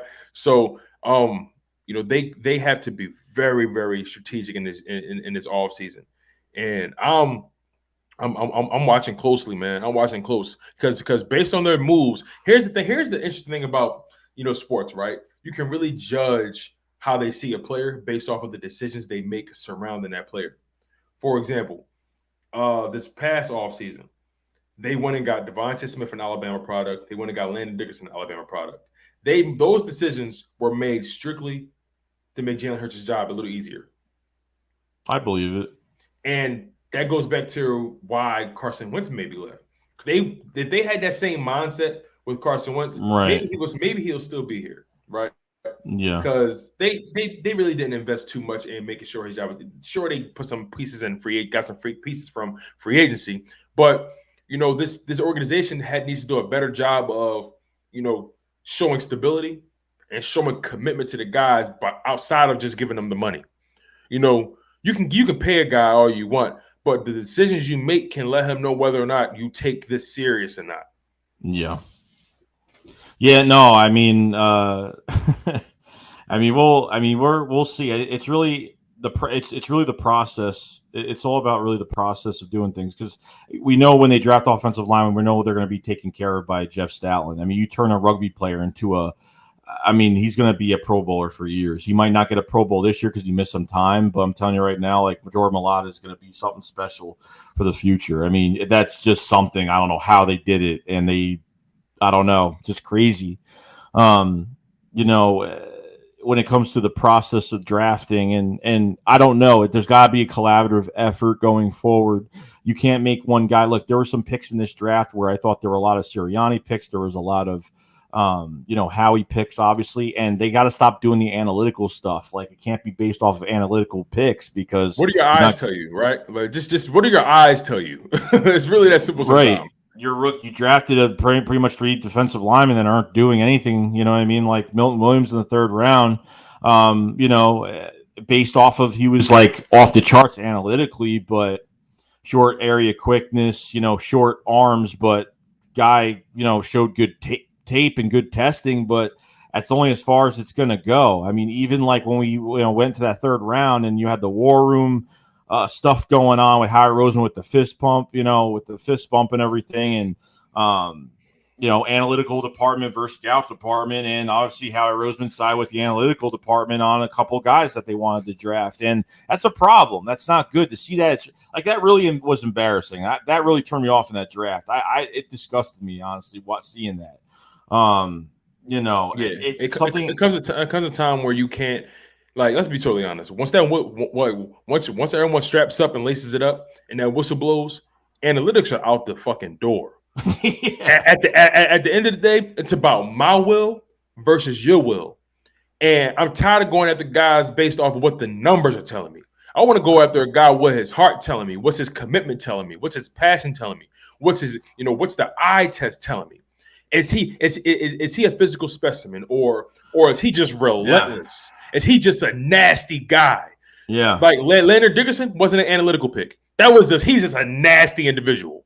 And if we draft based off of that, you build an identity, you build a core that's undeniable. Yeah. We can live with the picks when you pick up the position we need, and the guy clearly is a freak, or he showed signs in college of just being, dominant. Where we get screwed up as fans is where we pick guys like Jalen Reagor over Justin Jefferson, and Justin Jefferson's right there in front of you. It's like, hold on, wait. You chose a wide receiver, okay, but you picked the wrong guy, and it was obvious. Yeah, you know what? And even with that pick, look, Reagor, I'm like up and down with. Number one, like, I think earlier this season he would have had a lot more yards, probably a couple more touchdowns, just because Jalen Hurts' mechanics were so messed up early in the season. He got open a lot of times, but he did make it. And obviously, Reagor, I think it's most of a mental thing with him, and unfortunately fighting with the fans, and just like he's just, I don't think his mind is just tough enough to play here, and I think it's affecting his play. I mean, he went through 6 quarterbacks at TCU, which was a big factor. I said, okay, maybe it's just that he came with a special teams pedigree that was really good, and obviously most of his games he's getting negative yards because he's running backwards most of the time. He's too hesitant on punt returns, kick returns. I mean, I just can't stand it with Reagor. I mean, at this point, like, you have Greg Ward going to free agency, and Quez should be maybe a number 3, maybe put Quez in the slot. I don't know. I don't think he's a number 2. I'm kind of going towards that direction right now, and they need someone to complement. They need someone to complement, Devontae Smith. But even with Justin Jefferson, I know I have a few friends that are Vikings fans, and literally the video of, if you guys see the video of the Vikings laughing at the Eagles when they took Reagor, when they were they wanted Justin Jefferson and they got him, and they laughed at the Eagles and they said the Eagles are taking Jalen Reagor, and they were like, "Are you kidding?" Like, they were shocked over it. Because they showed. I remember watching the draft. They were showing his pick. They were showing him in the room just waiting to get picked by the Eagles. Everybody was surprised. Even the announcers were like, Jalen Reagor. Oh, okay. If you didn't see that Doug Peterson interview with John Clark last week. Oh my God, I saw it. Oh my goodness. So John Clark asked Doug and said, why did they pick? Why did they draft Reagor over Justin Jefferson? And he said something like, You're asking me? That's bad, bro. It's not good. That's really bad. Things you can say when you're no longer with the organization. Right. I know so much. Oh my God, I wish I could just live in his head for 24 hours. Oh my God, because there's no way in his right mind. There's no way he was behind that pick. There's no way. And then the other question is that would Justin Jefferson would have played good here? Would he have 1,400 yards? Probably not. I hardly doubt it, but maybe not 1,400, but I feel like he would have been productive. Something. Carson Wentz. He had a bad season last year, but there were so many other things surrounding that, and I feel like Justin Jefferson would be the man anywhere he went. Honestly, he's that good. Yeah, he is. I don't know what he was going to do, because there were a lot of fans saying that he was more of a slot receiver. He looked like a Jordan Matthews. He's more of a slot guy, and I didn't know what to believe. I didn't know. The tape showed that he was a monster, but people were saying that he wasn't going to live up to it. But I guess we were wrong. So we are currently living with that still. I still think you need to upgrade the receiver core. I think you need that complimentary guy. I think you do. That's just me. I think you do. I'm with you on that. I think Quez Watkins ain't enough. Crazy. He's not. He's still developing. Yeah. I feel like he took a step back since dropping that ball in the end zone against Denver. Yeah, maybe. Yeah. But I feel like as far as wide receivers goes, we need to definitely attack that in this, if we can attack that in free agency, man. If you can get either Allen Robinson, if you can convince them somehow, some way, if you can sell the dream, if you can sell them on the Philly cheesesteaks, on the soft pretzels and the water ice, Robinson or Chris Godwin or Chris Godwin, yeah. I don't know. Robinson, Robinson would be a lot cheaper, but they got to make a move, because once that one receiver sets the market, it's going to be hell. It's going to be, we're going to be paying a receiver 24, 25 million. I mean, no joke. Like Devontae Adams is going to get a lot of money. Yeah, and he can write his own ticket. He can write his own ticket, man. Right. It's really interesting, man. But let me ask you this though. Mm-hmm. Knowing everything we know, right, about Jalen Hurts, what we've seen from him,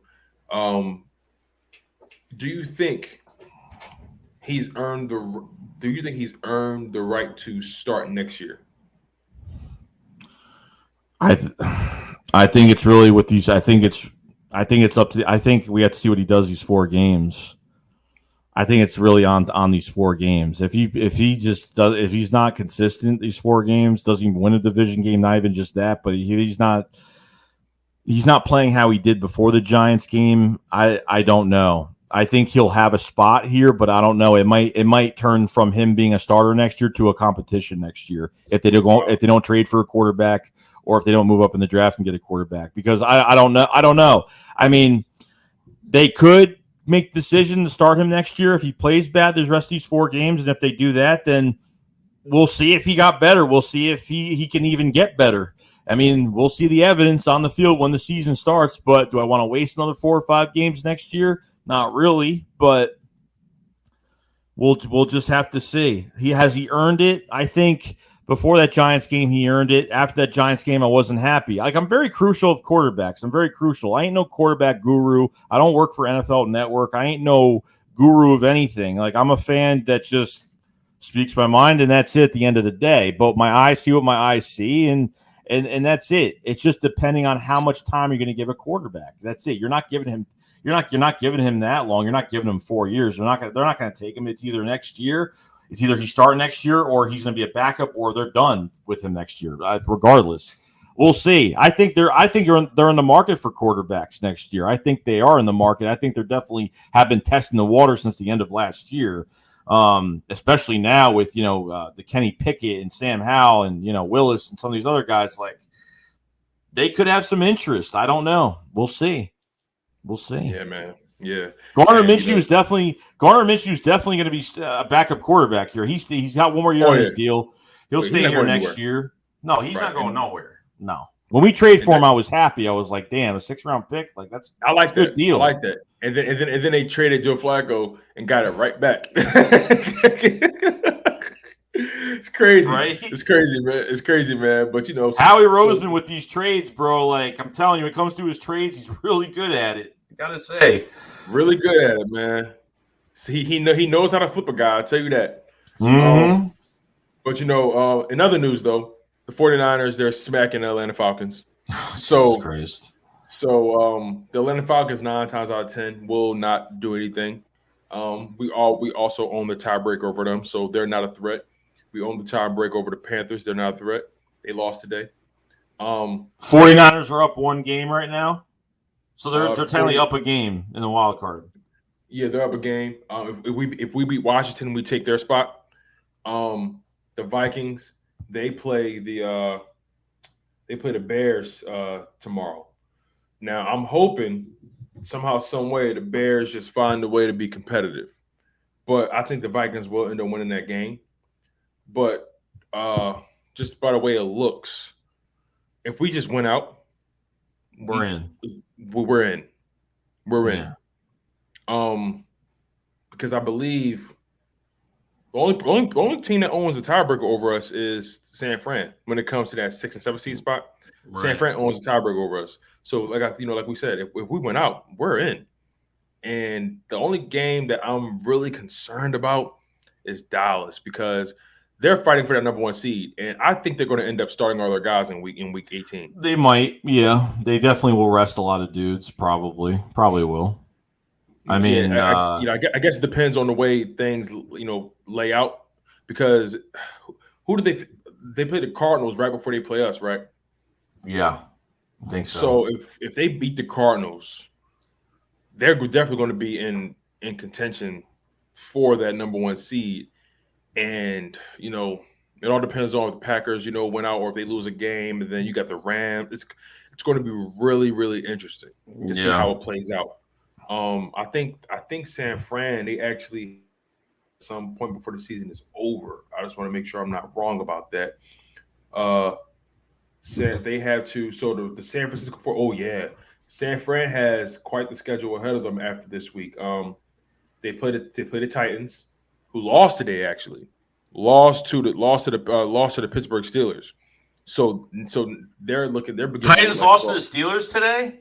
Yes. Jeez, what's going on with them? Jesus Christ. Derrick Henry is what's going on with, or not going on with them. You expect Ryan Tannehill, like to carry those guys. They snuck by some teams. You know what I'm saying? But overall, Ryan Tannehill can't get the ball to AJ Brown and Julio. I think AJ Brown's on IR anyway, and then Julio Jones just came back from injury. I think something like that. So I think there's a chance San Fran can actually beat the Titans.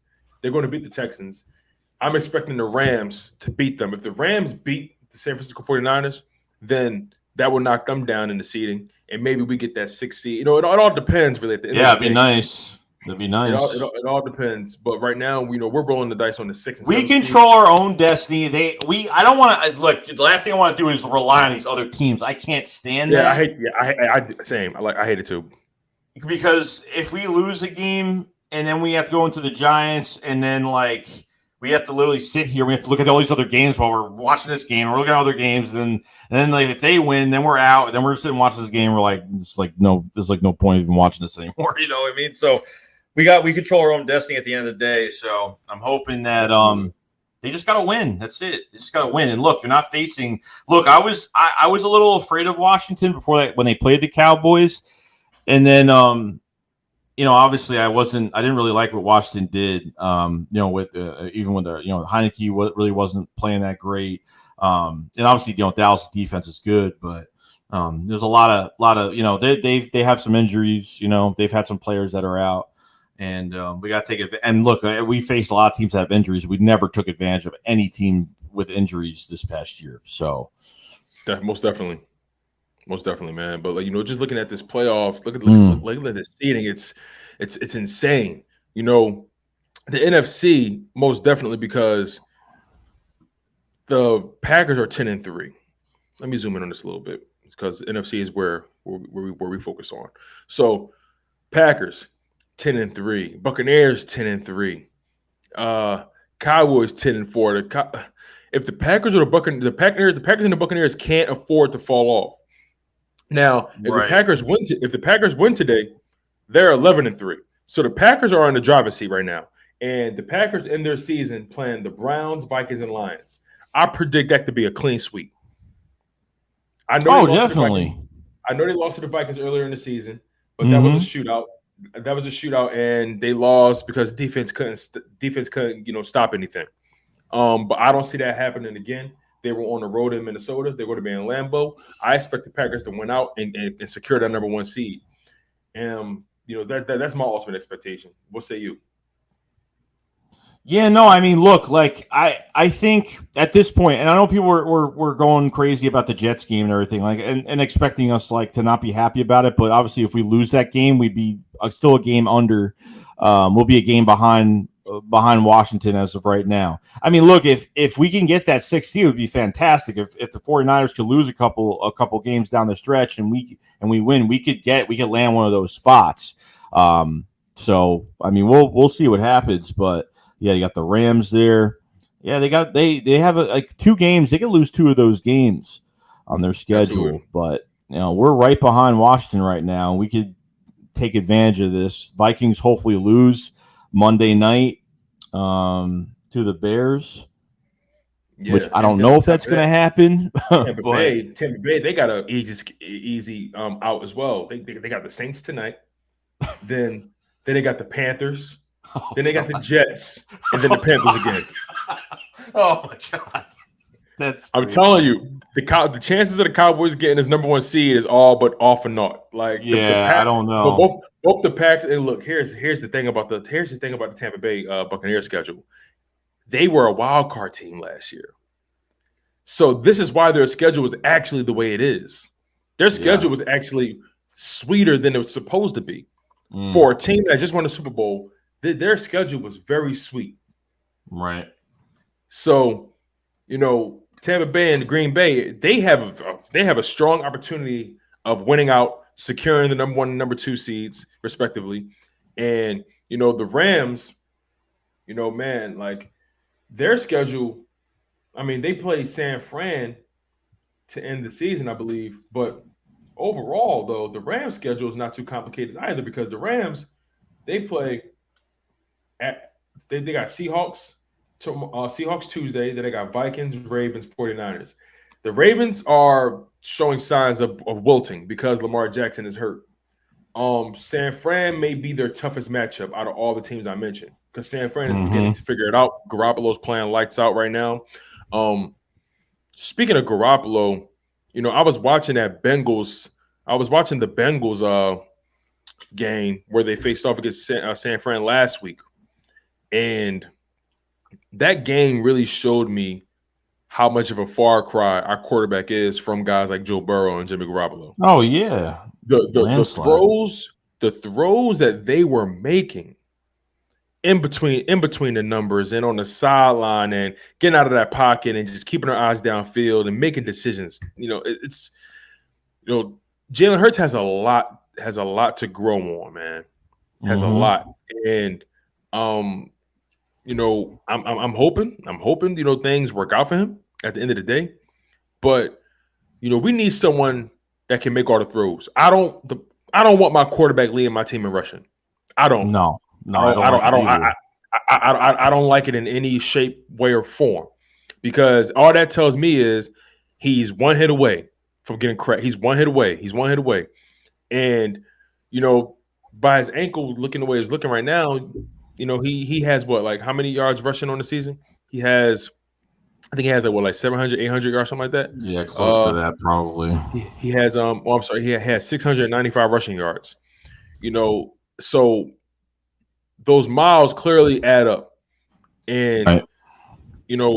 he needs to be able to make those throws. And I understand, and I think that's why the Gardner Minshew name with people, because he's he sits back in that pocket, he makes decisions regardless if it's a check down or whatever. Mm-hmm. He accepts what's in front of him, and he makes the decision.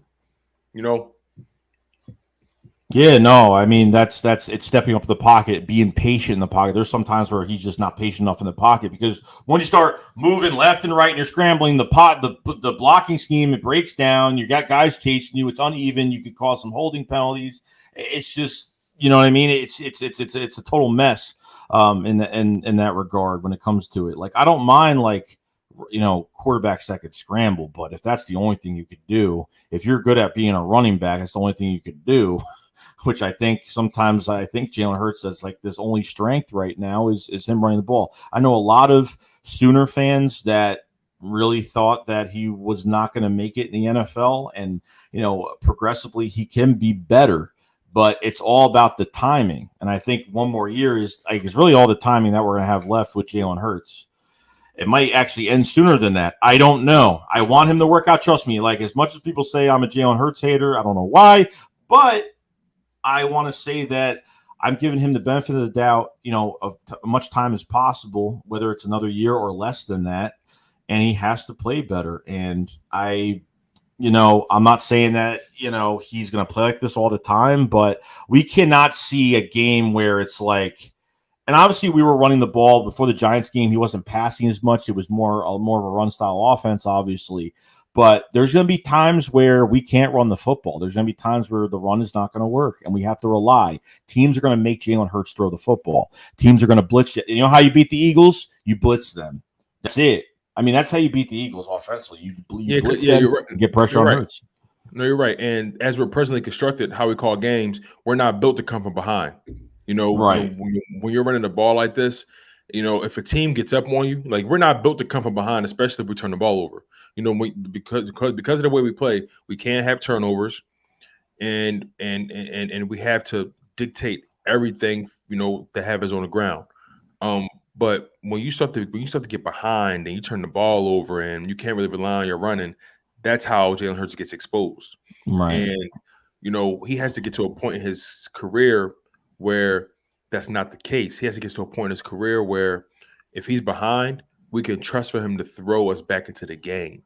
Yes. My fear is we get down by 2 or more scores. Who does he become then?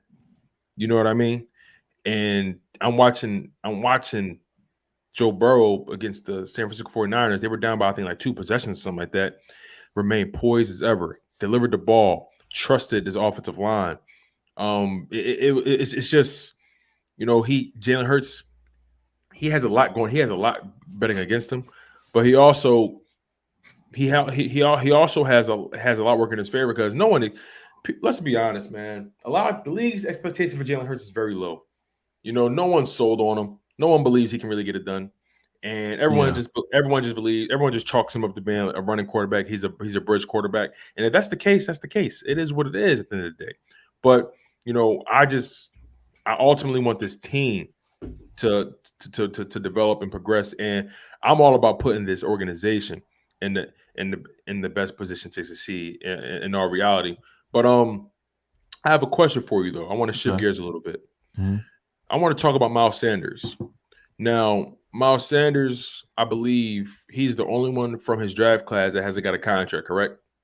I think so, yeah. Because he was in Dallas Goedert's draft class, right? Right. Everybody got paid except for him. Matt Pryor got traded, but Sweat got the money, Goedert got the money, Milata got the money. So, I guess my question for you is, how do you see Miles Sanders presently right now, and do you believe he's worth what type of contract do you think he's worth? How do you think the Eagles should approach the Miles Sanders situation from a contract perspective and also from his, from a role perspective? Well, personally, like running back wise, this is just me personally. Like, I don't like paying running backs a lot of money. I just don't. I think you could. This is the type of league where you could plug players in that aren't on big contracts, and you could, keep rotating running backs. I mean, I like having, obviously, I would love to have one running back that can get all the carries, but you need that 1-2 punch sometimes. That's why even missing Jordan Howard was a big deal. When it comes to Miles Sanders, I think he could be a Pro Bowler every year. I think if you give him more snaps, I think the coaching staff from last year into this year has missed a lot of opportunity not running him enough. Then finally, when we were running him in that Detroit game, he ends up getting hurt, of course, and then he missed a few weeks, came back, fumbled the ball twice. I think it was Denver. I forgot what game it was. He fumbled the ball a couple times. He's hit some little potholes a little bit here and there, but I think he dances a little too much. At times, I think he wants to get that big home run. I think he wants to get upfield to hit that home run every single time he gets the ball, which I have no problem with that. I don't know what they're going to do. Kenneth Gainwell, I think he's good. I think he was a 5th round steal, definitely, but is he into our future plans? I don't know. He's usually the odd man out when Jordan Howard is in there. Jordan Howard's still here for another year. So I don't mind him in a 1-2 punch. He gets about 15 carries a game. I'll be happy with that. Get him at 25 carries for over 120 yards is like, I loved it. It was fantastic. I loved him getting the ball that much, but he's got a lot more tread because he hasn't ran the ball that much from last year into this year. And finally getting the run game going. Like, yeah, contract, I don't know, something mid-tier, highest paid running back in the league, probably not, but I'm not really big into paying running backs, but I think Miles Sanders is a really good, he's one of my favorite players on this team that I know. I mean, there was a couple times, even that Jets game, he almost broke by like a hair in that second, got to the second level. He was just got tripped up a few times. But I would love him to be an Eagle for the rest of his career. I think with him, you either I'm not saying give him the ball 25 times a game. You want to keep him good all year. You don't want to run him down. This is why running backs don't have long careers. So I think you have a 1-2 punch with him, or 1-2, 3 guys if you want. I like Jordan Howard and Miles Sanders together. Likewise. If they have to sprinkle in some Boston Scott, I'm fine with that, and some Kenneth Gainwell here and there. I think Gainwell's like the odd man out, where he'll get a couple snaps here and there, and mostly he plays special teams. But when it comes down to it, I think this is a guy you could think about paying in the future. I think he's worth the money. He has this little incidents where he fumbles the ball, or he gets hurt a little bit here and there, but when you have a rhythm in your offense in the passing game, I think you have a really good balance, and I think Miles could just do a lot for you. When not even that, because I think they strayed away from the passing game, and from 2019 when he was more. I mean, he was, whether it's a wheel route or whatever he's doing, like Miles Sanders in the passing game, I think they have to do more with that too, because he's not just a guy that could get the ball or catch it out of the backfield. The guy can go after passes. So I mean, I'm up to pay him. I love Miles Sanders. I think he could do so much. I think he would have been a Pro Bowler last year. I think he would have had over 1,000 yards last year. I think he would have over 1,000. He would have. Oh yeah, definitely. He's such a great talent. I think I think you have to pay him. I think when it comes, I don't know what the contract's going to be. I wouldn't say $50 million for 4 years, but 35 guaranteed. I don't know, but I think they can't afford to let him go. But when they drafted Kenneth Gainwell, I said, I hope they're not, and he was playing well. I said, I hope they're not trying to use him as like a bait piece to, get him out the door. That's why when they drafted running back in the 5th round, I was kind of confused on why they did that, because we already kind of were loaded at running backs. We were really loaded on running backs. Elijah Holyfield, you had Jason Huntley still, and Huntley's a good player. We just, there's only so much we can. No, he's got no opportunity. He did really good in Detroit, but only a couple snaps here and there. But with Miles, I'm down to give him. I'm down to pay him, definitely. I don't see why not. No, I feel you. I guess the way I see it, we are at our best when we have that 1-2 punch, right? Yes. I always harken back to the Super Bowl run. We had a 3-headed monster in LeGarrette Blount, J.J. and Corey Clement. LeGarrette Blount was the north-south ground and pound guy. J.J. was the the home run elusive guy, the elusive, horizontal back, the one cut back, and then you had Corey Clement, who was used a lot in the passing game. I feel like we need to, welcome that model again. Having a guy like Jordan Howard changes the game for us tremendously. He allows us, Right. he allows us to play a different brand of football. Not even just different, but another brand, a more physical brand of football. And he takes he takes the hard miles off of Miles. No pun intended. You know Right. he really he gets the gritty yards. You know what I'm saying? And then you got a guy like Boston Scott who continues to show his worth. If Boston Scott's future is not with his team, he's going to get a maybe a 2-3 year deal somewhere else. Like Boston Scott has shown that he's a guy that's willing to come in and do his job, whatever it may be.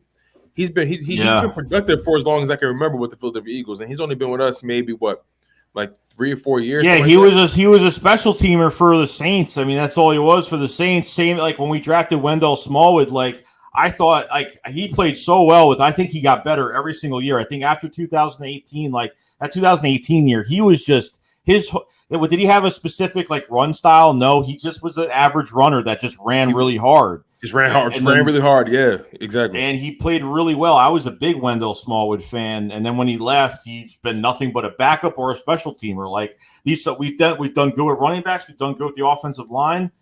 I mean, some guys, I think we do well with some of these guys. I think the coaching staff knows how to plug in running backs and use them really well.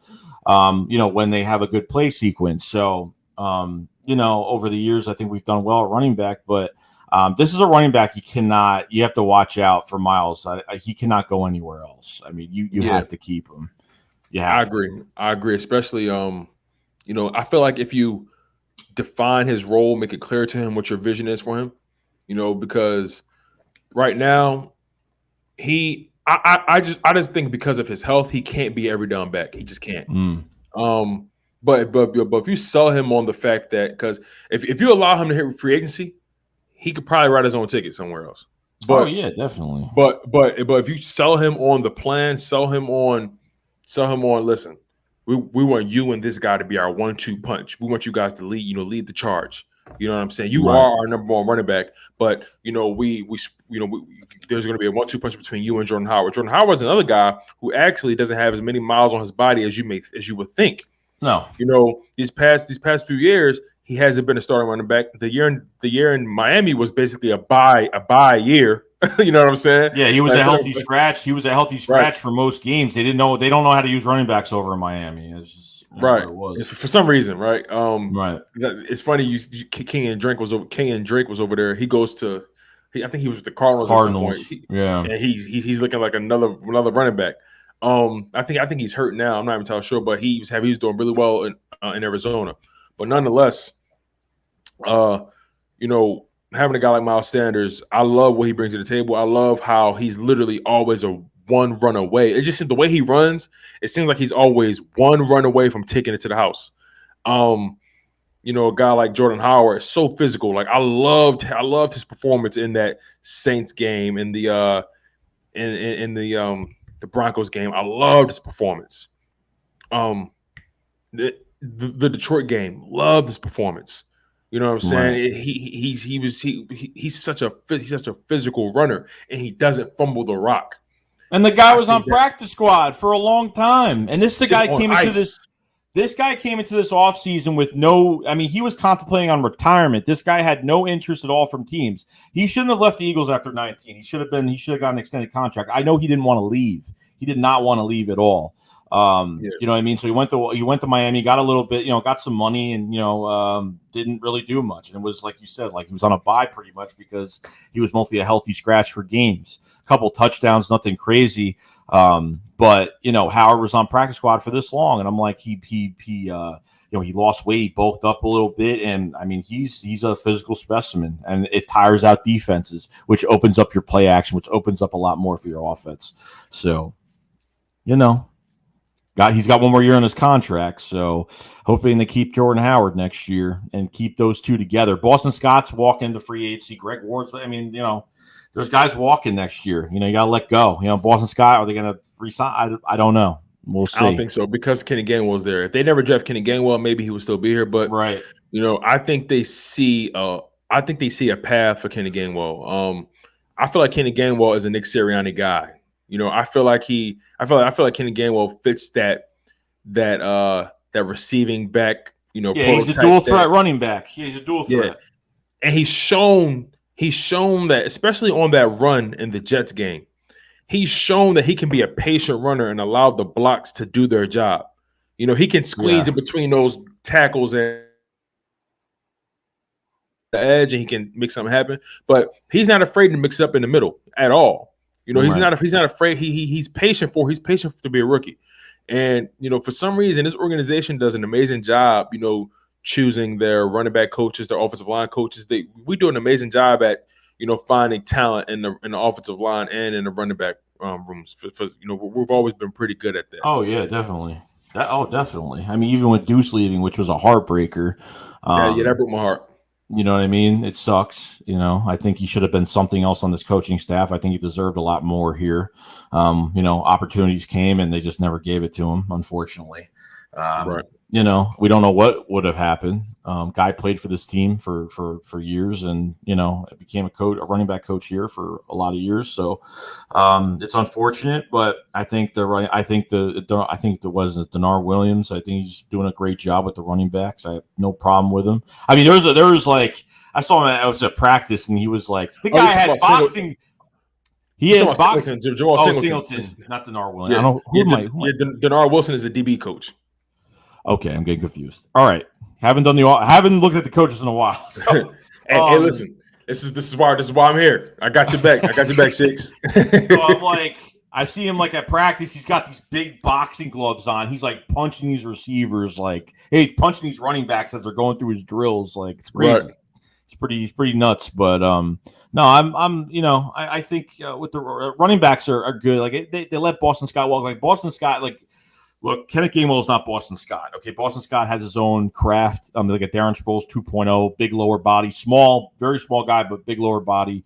You know what I mean? And has really helped us out in a lot of games. When we lose running backs or we put him in a rotation, has done fantastic. So if Kenneth Gainwell is going to be that guy, I'm fine with it. He can line up anywhere. Usually makes the first guy miss most of the time when he gets a wide open pass. You know what I mean? Like there was a few times where he's like juggling, he catches the ball and he's juggling it and trying to catch the ball. He wears me out when he does that, but he somehow finds a way to turn it into something, man. It's crazy to me. Also, you guys, make sure you guys smash that like button. I'd be super grateful for that. It really helps the content move. Smash that like button. Do not forget, you guys, if you're just passing through, smash that like button. Got my man Joeyshakes in the building, the veteran. So, like, I want to ask your thoughts about Dallas Goedert because his best game, his best career game came with Gardner Minshew, and I was watching that Chargers Chiefs game on Thursday night, and I saw what Travis Kelce was doing. And it just made me just think like I feel like Dallas Goedert can potentially be that kind of guy for us given the opportunity. The run after the catch, like Travis Kelce had two big plays that sticks out of my mind where he put them in position to score touchdowns, and he had the walk-off touchdown in the overtime. What's your overall vision for Dallas Goedert, or how great can you think Dallas Goedert can be in this offense? Oh, he could be. I mean, he could be one of the best tight ends in the league. Like when it comes to his size, and I think and I'm not saying he's got good speed for a tight end. I mean, even when you mentioned Travis Kelce, where they hike the ball, they line up Travis Kelce in the back end next to Mahomes, and then they kind of do that little pitch up the middle to Kelce, and he just jumps over the pile like taking bullets. He don't care. Like I love plays like that. I think Goedert can just do so much more. I just think they only give him so much to do in this offense. Like I said, it's down to coaching and how to use their players. And Goedert, I know, could do so much more. Even the two touchdowns in that game, because you have Devontae Smith on the field, which does help out a lot. And other, and obviously, Jalen Hurts. Jalen Hurts is obviously another weapon on the field as well, which does help. But he could run past defenses. He's physical. He's more of a he reminds me of like when he gets the ball in his hands, he's a bruiser running back because he can run through guys, get extra yards. Oh, he's a great talent. He seeks the contact. That's the thing. Like, it looks like he seeks it. Yeah, he loves it. And I think he's got a big future. I just want him. I want everybody utilized more. I just want so much more utilized. I just want more distribution of this ball to these guys. Get the ball. That's why Hurts has to don't put the game on himself. He's got to let the offense work for him. They'll do their job. This is why they're getting paid. It's not all on you. You know what I mean? Unless there's 5 seconds left and you got to make a big play. You know what I mean? Then I understand, but you got to let this offense work for you. Don't make unnecessary throws. Don't force anything. Like you see a guy open and there's a little bit of space there, give the ball to him. Like they will do the work for you. It will help you out in the long run. Trust me. Yeah, I feel like Jalen Hurts strikes me as that kid that feels like he has to carry the world. And I don't want him to feel that way. You don't have to. Like you said, these guys get paid just like you. Let them work for you.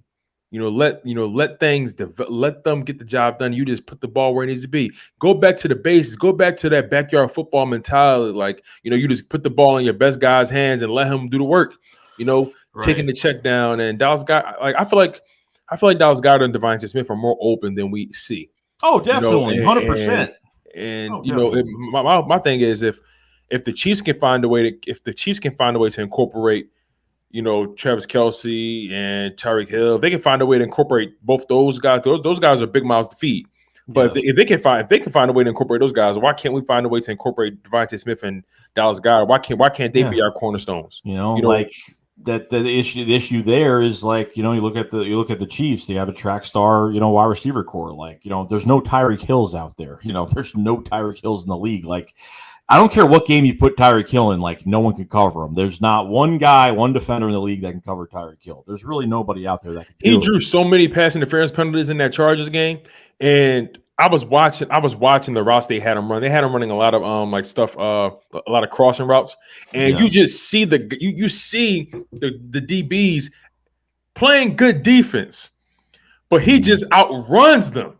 Like it's crazy when you see it in slow motion. Like they're on him, they know where he's going to be, but he just outpaces them. Yeah, and he's a strong catcher. Like when he catches that ball, like it seems like when he catches the ball, it's like he's like mine, like it's mine, not yours. Right. You know what I'm saying? And there's a mentality that comes along with it.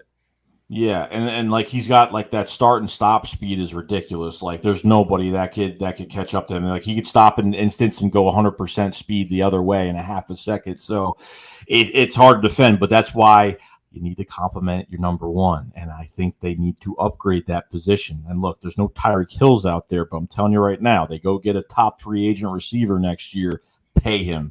I don't even care. Like at this point, you have to pay him. Like you have to. You have 12 picks. Look, if they didn't have 12 picks, they'd have 3 first-round picks. I wouldn't touch at a receiver for a lot of money. But at this point, like you got 12 picks. Like make it happen.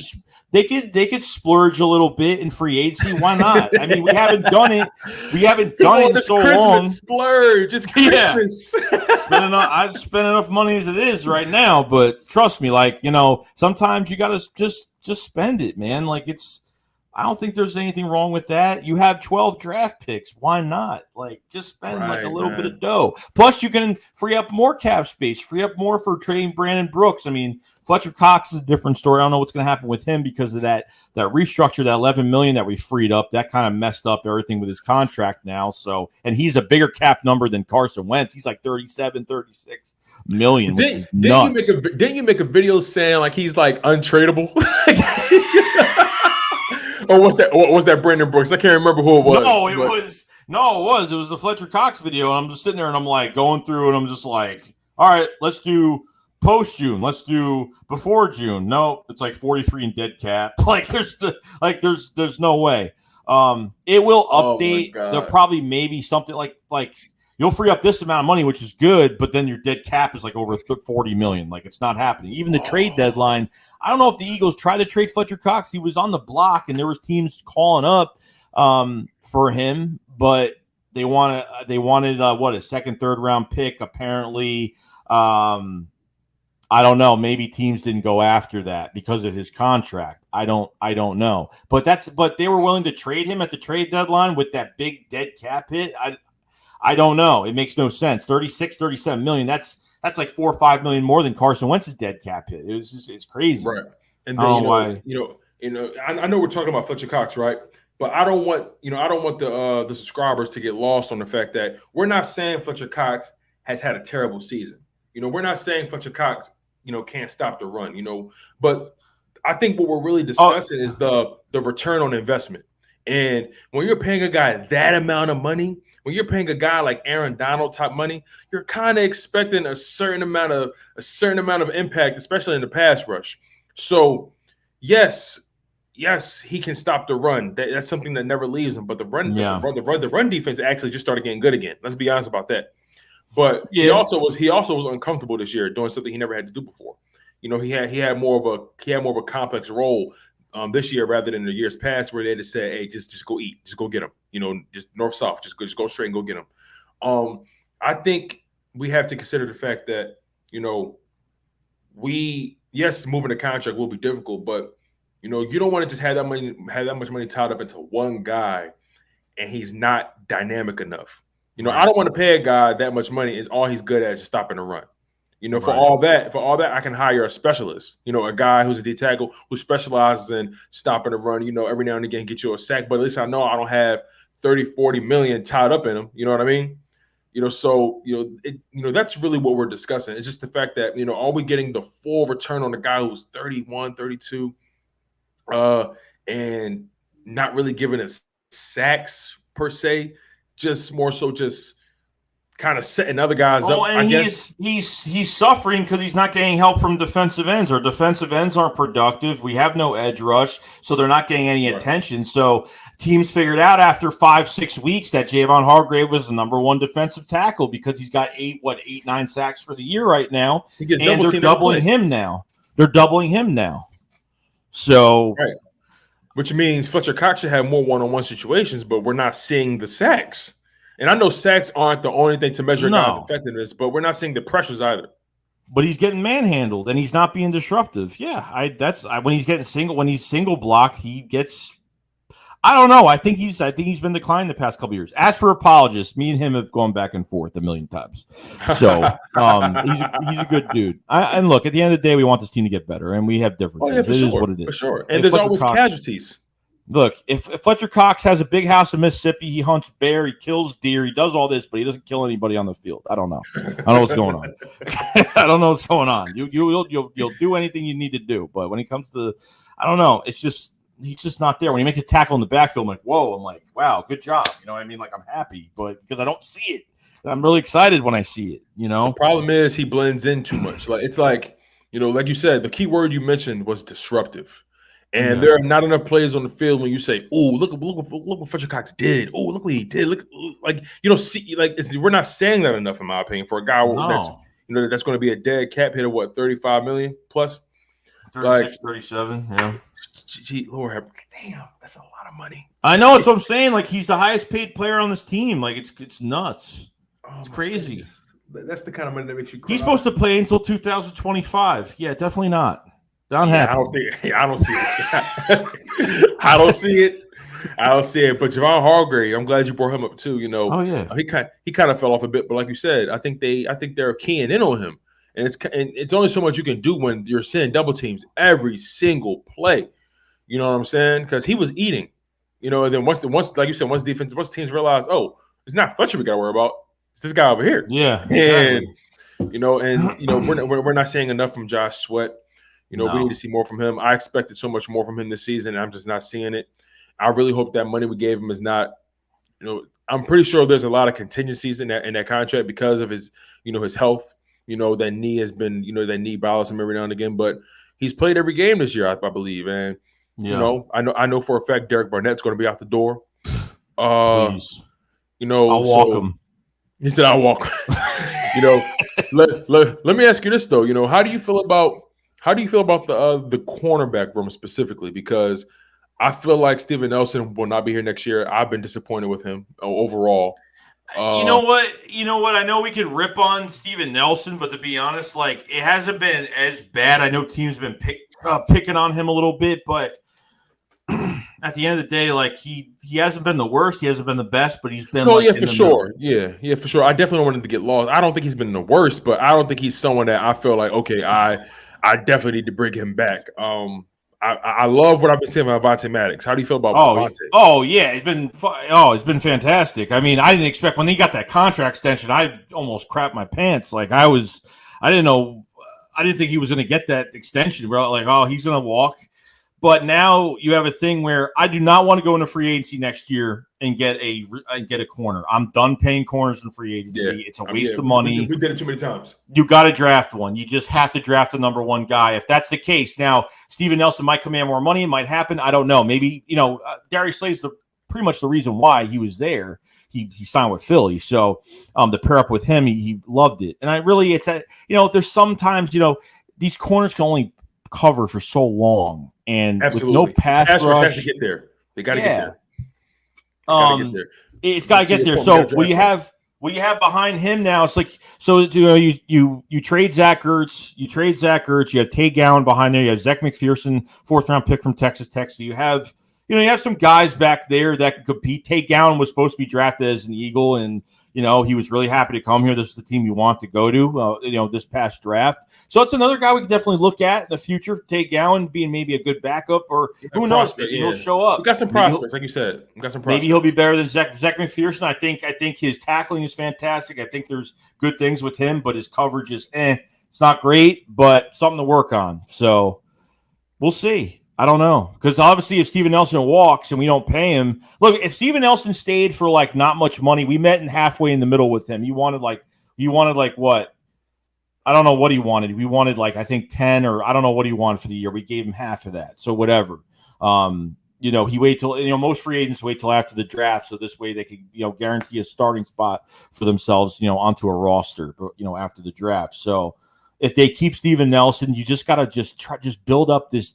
I think Darius Slay should get an extension for 2 years. I think he should get extended. I think he could play for another few years, another couple of years. Yeah, this season looked like he aging backwards. This season, bro, I don't know. Like, I think this is the best he's played. Even he's played good with Detroit, but I'm telling you, he's played. He's only averaged what? He's only allowed like 30 to 34 yards per receiver. I mean, that's crazy. 4 touchdowns for the year. And it's funny because Steven Nelson was guarding Elijah Moore at first, right, in the Jets game. And then Steven Nelson went down, and then I was watching the mic'd up. Nelson, I think Slade said something like, "I got 8. Nelson, I got 8," because at that point Nelson had, he was in sweats and a hoodie. He was off of the game. And when Slade was covering Elijah Moore was no longer he was Elijah less. Like, he was not Elijah Moore. Like, he was not the same guy. He ate against Steven Nelson. Once Slade got on him, he locked him down. So Slade's been having an amazing year this year, and that leads me into our final topic. The Pro Bowl. Who would you say on this team has positioned himself to be considered for a Pro Bowl spot? And then after that, who on this team do you think has positioned himself to be considered an All Pro if we have one of those guys? I mean, oh man, Mulata should be in, Kelsey should be in, Johnson should be in, Darius Slay obviously should be in. Who am I forgetting? I think that's it. Jake Elliott. Jake Elliott. Jake Elliott. I'm shocked. I'm shocked. You know what? Dude. Last year, man, I you know what I think? I think he really looked in the mirror like this past offseason and was like, I'm not playing well, period. No. And this year, he hasn't missed the extra point at all. And we've scored a lot of touchdowns this year. He hasn't missed the extra point not one time, and he's only missed 2 field goals. He's actually made 92% of his field goals and 100% of his extra points. As far as the field goals he's kicked, he's 22 for 24 in field goals, and as far as extra points, he's 33 for 33. He is off the charts this year. Longest kick of the season was 58. Most of his kicks this season came in that 30 to 49-yard range. That's his sweet spot, and he's made all his 50+ yarders. He's just been lights Yeah, out, man. he got paid. He got paid a 5-year, $19 million contract in 2019, and I was like, "What?" It's like, why? Why are you paying a kicker that much money, and locking him in that much? But I don't know. This year, he really, he's a savior for some of these games. Kicking 4 field goals a game. Making everything from 50 yards to. I mean, it's crazy. You know what I mean? So it's nice to have a kicker like that. You can guarantee points. His leg is a lot better. Really good. Definitely. I have no complaints over that. No complaints. For sure, man. So yeah, I think I agree with you though. Yeah, all pro wise. I mean, Jason Kelsey is probably number 1 on my list just because Kelsey's battles injury and still plays. He sticks for this team. He defends this team. He's not only does stuff off the field, on the field, but off the field. Up for Walter Payton Man of the Year. His play is just. I mean, he could. Gets from the first level to the second level, and just the guy is just a warrior and just one of the toughest players that's been around for years. It would probably be him. Highly touted. It was not highly touted coming out the draft. Out of Cincinnati, right? He was not supposed to be. He was an undersized guy, and he just continued to battle, continued to be a Viking through it all. He's just been the consummate professional. He understands this city better than anybody. And, he could be an all-pro just off that Saints game alone. Oh my God. That Saints game was his best game of the season. His ability to get to the second level and, his ability to maintain momentum after picking up a block and just going through guys. He just abuses guys, man. It's like he's like a bowl. I'm not lying. When he runs, he's like a bowling ball, and you just have to get out the way. Oh yeah, no, I mean he could put both his arms out. He's a wall. I mean, he just blocks everybody. Just don't put Nate Herbig at center. That's all I could say. Oh my God, bro, so bad. I remember the last. At that point. The Jets game. Well, wait, I forgot what did you do? No, he did it during. What was it? The Jets game? No, it was the game before that. It was the Giants game. The Giants game. Yeah. As soon as he came in the first snap, went right over Jalen's head, over his head. Herbig was pissed. Then the Jets game, I think he came in for Kelsey one more time. Sailed over Mitchell's head immediately. It's like, bro, it's like, oh, this cannot be it. You are the backup center. You how? And you know what happens too? For some reason they always start them off on the shotgun. When Herbig, you ever notice when Herbig comes in, the first if he ever has to play center, the first play always seems to be in shotgun formation. Why don't they just try to get him warm? Just line up in the center and get him warm. Let him get keep it easy, keep it simple. I played center and I never had that problem of overexerting my arm. I've never done that. I don't know. I played center. I pretty much played every position on the offensive line, and playing center, I probably one of the positions I never had issues with just snapping. I don't know. Maybe when you have a nose tackle on you and you have to get that ball out as quick, and you kind of have to concentrate on make sure you're blocking that guy in front of you, after you snap it. So you're it's a quick moment. So I don't know. Some guys just can't do it. Plus he's too he's short, stocky. He's too wide. I don't know. Maybe it's just the way I don't know. I have no idea. Yeah, got those ham and bacon legs. I don't know. Those ham and bacon legs just not doing well with me. Never again. Man, stick to guard. That's crazy, man. That's crazy, man. But final question, and right. This is as straightforward as I can make it. Do the Eagles make the playoffs? Yes or no? They can. Will they? Will they? I don't know. I mean, it's up to them. It's up to them. It's up to Jalen Hurts. What's your gut telling you? But who's playing quarterback? That does matter. I don't know. Does matter. I don't know. Does the answer change? Does your answer significantly change if Yes. it matters? A little Hey, bit. A little bit. It just depends on Jalen Hurts and you know how what he's Jalen Hurts gonna. needs? He needs a get right game, and this might be it. He needs somebody to grab him on the sideline by his throat, and after that one play that he messes up, and literally like someone needs to like just rip into him. Something. Be like, I don't know. bro, you're better than this. Like Yeah, you're that's why better when than this. that's why when he threw those 3 interceptions, I'm like, did somebody talk to him? Because like it seemed like no one talked to him that day. Like, I don't know, man. I don't know. We can go on and on about it, man. But you've given me 2+ hours of your time, my guy. That's fine. I got nothing to do. It was nice. The Sunday, like even though I'm pissed off about our game moved to Tuesday, I mean, I had nothing to do today. It was nice. When's the last time I had a Sunday off? Never. Hey, man, I'm glad I was able to catch you, my guy. And, definitely. Once again, I appreciate you for locking in with me for as long as you have, man. We definitely got to do it again. The energy was great. The conversation was great. We covered so much, man. This organization, they have a lot ahead of them, both good and unsure. Things that are questionable. We still need to figure out our quarterback position for the long term.